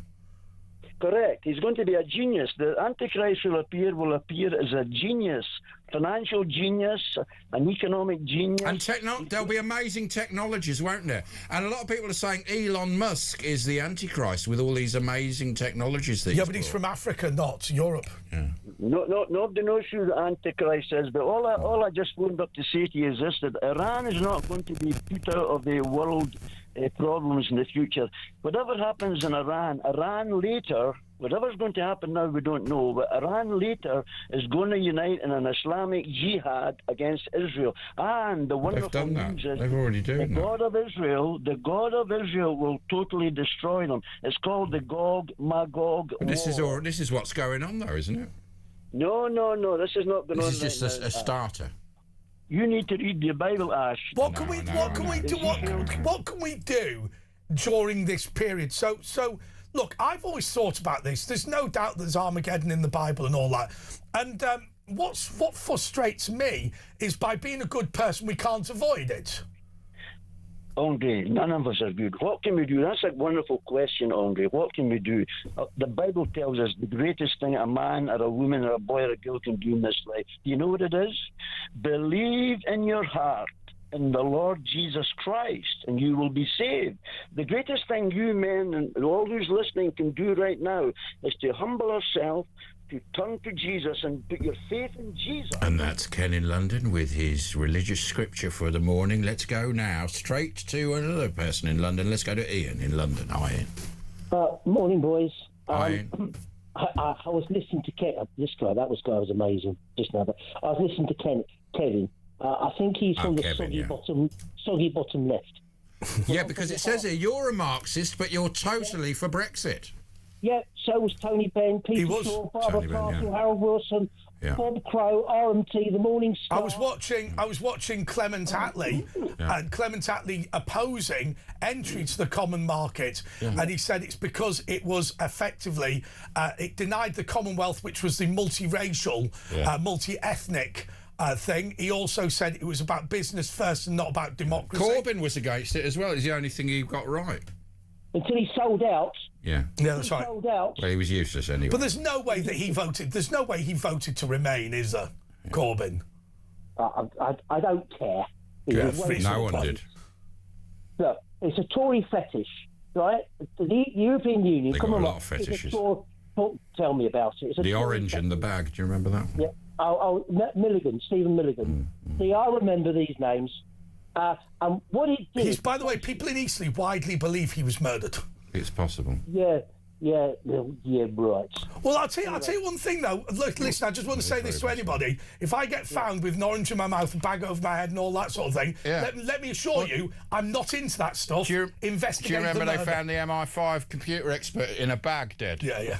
All a bit dodgy. Said it was a sexual fetish. That's how they get away with it. Also, his heating was turned up above 25 degrees, destroying all evidence. He was wrong. Well, I'll tell you what else the EU has done. It's made unions lazy and useless because they relied on the social chapter. Now, workers' rights, Kevin, is a duty of your union. Kevin. Yeah. So do me a favour, Ian. And Ian's a Marxist. Ian, do me a favour. Kevin? Here's something we rarely debate, but the Labour and Trade Union movement has done an enormous amount for Britain. What can we do to make our unions good quality again? Get rid of this climate change rubbish. Get rid of all this EU rubbish. DEI stuff, get them Middle doing East what, stuff. What they should be doing, fighting for workers' rights. Like, as an example, let me tell you something. There was that dispute with which company was it? A big Chinese company. Huawei. No, a big Chinese company was sacking all of its workers in the UK because they wanted to unionise, and Keir Starmer went over to China and didn't even mention it. Like what they did with P&O, the ferries, when they sacked everyone illegally. Yeah. Well, I tell you what's happened. Jingia Group. The unions have been infected by Trotskyist Socialist Workers' Party, and instead of representing the white working class, which they despise, they get LGBT flags, Palestinian flags, BLM flags, and all the rest of it. And they've all been to university. They've never done a day's work in their life. They've never been on a picket line. They've never, represented some poor woman who's been harassed by a sexual predator manager. Yeah, they couldn't care less, could they? I mean, we've seen what these people. They don't care about 100,000 working class British girls getting raped and tortured. They don't care. They cover it up. Exactly. I mean, under Blair, he brought in 2,000 new laws of the EU. 2,000. I thought he brought in about 20, 30,000 laws altogether. Or whatever. The last time. Yeah. Now, I've been to France with beekeepers, and I've been to Italy because my wife's niece married Italian. They don't care how many regulations you make because they don't follow them. Yeah. They don't follow them. That's the reason they don't care. And they don't get enforced. So. Ian, please phone tomorrow, but we've got to cut you off because we've got Yasmin, the teenage witch. Thanks, Ian. Yasmin, you've only got 30 seconds. Ian, the teenage Marxist. Hi, darlings. Just to tell you, there's a thing called the Bible Code, and Trump... We had him on the show, Ian Drosnan. Yeah, Trump was mentioned in the Bible Code. His name's in the Bible Code. Well, there you go. You see, I told you. Yeah. Have you heard that Trump's a time traveller because his great-grandpa worked for Tesla, and there's a thing called Barry? It's a crazy story, but basically...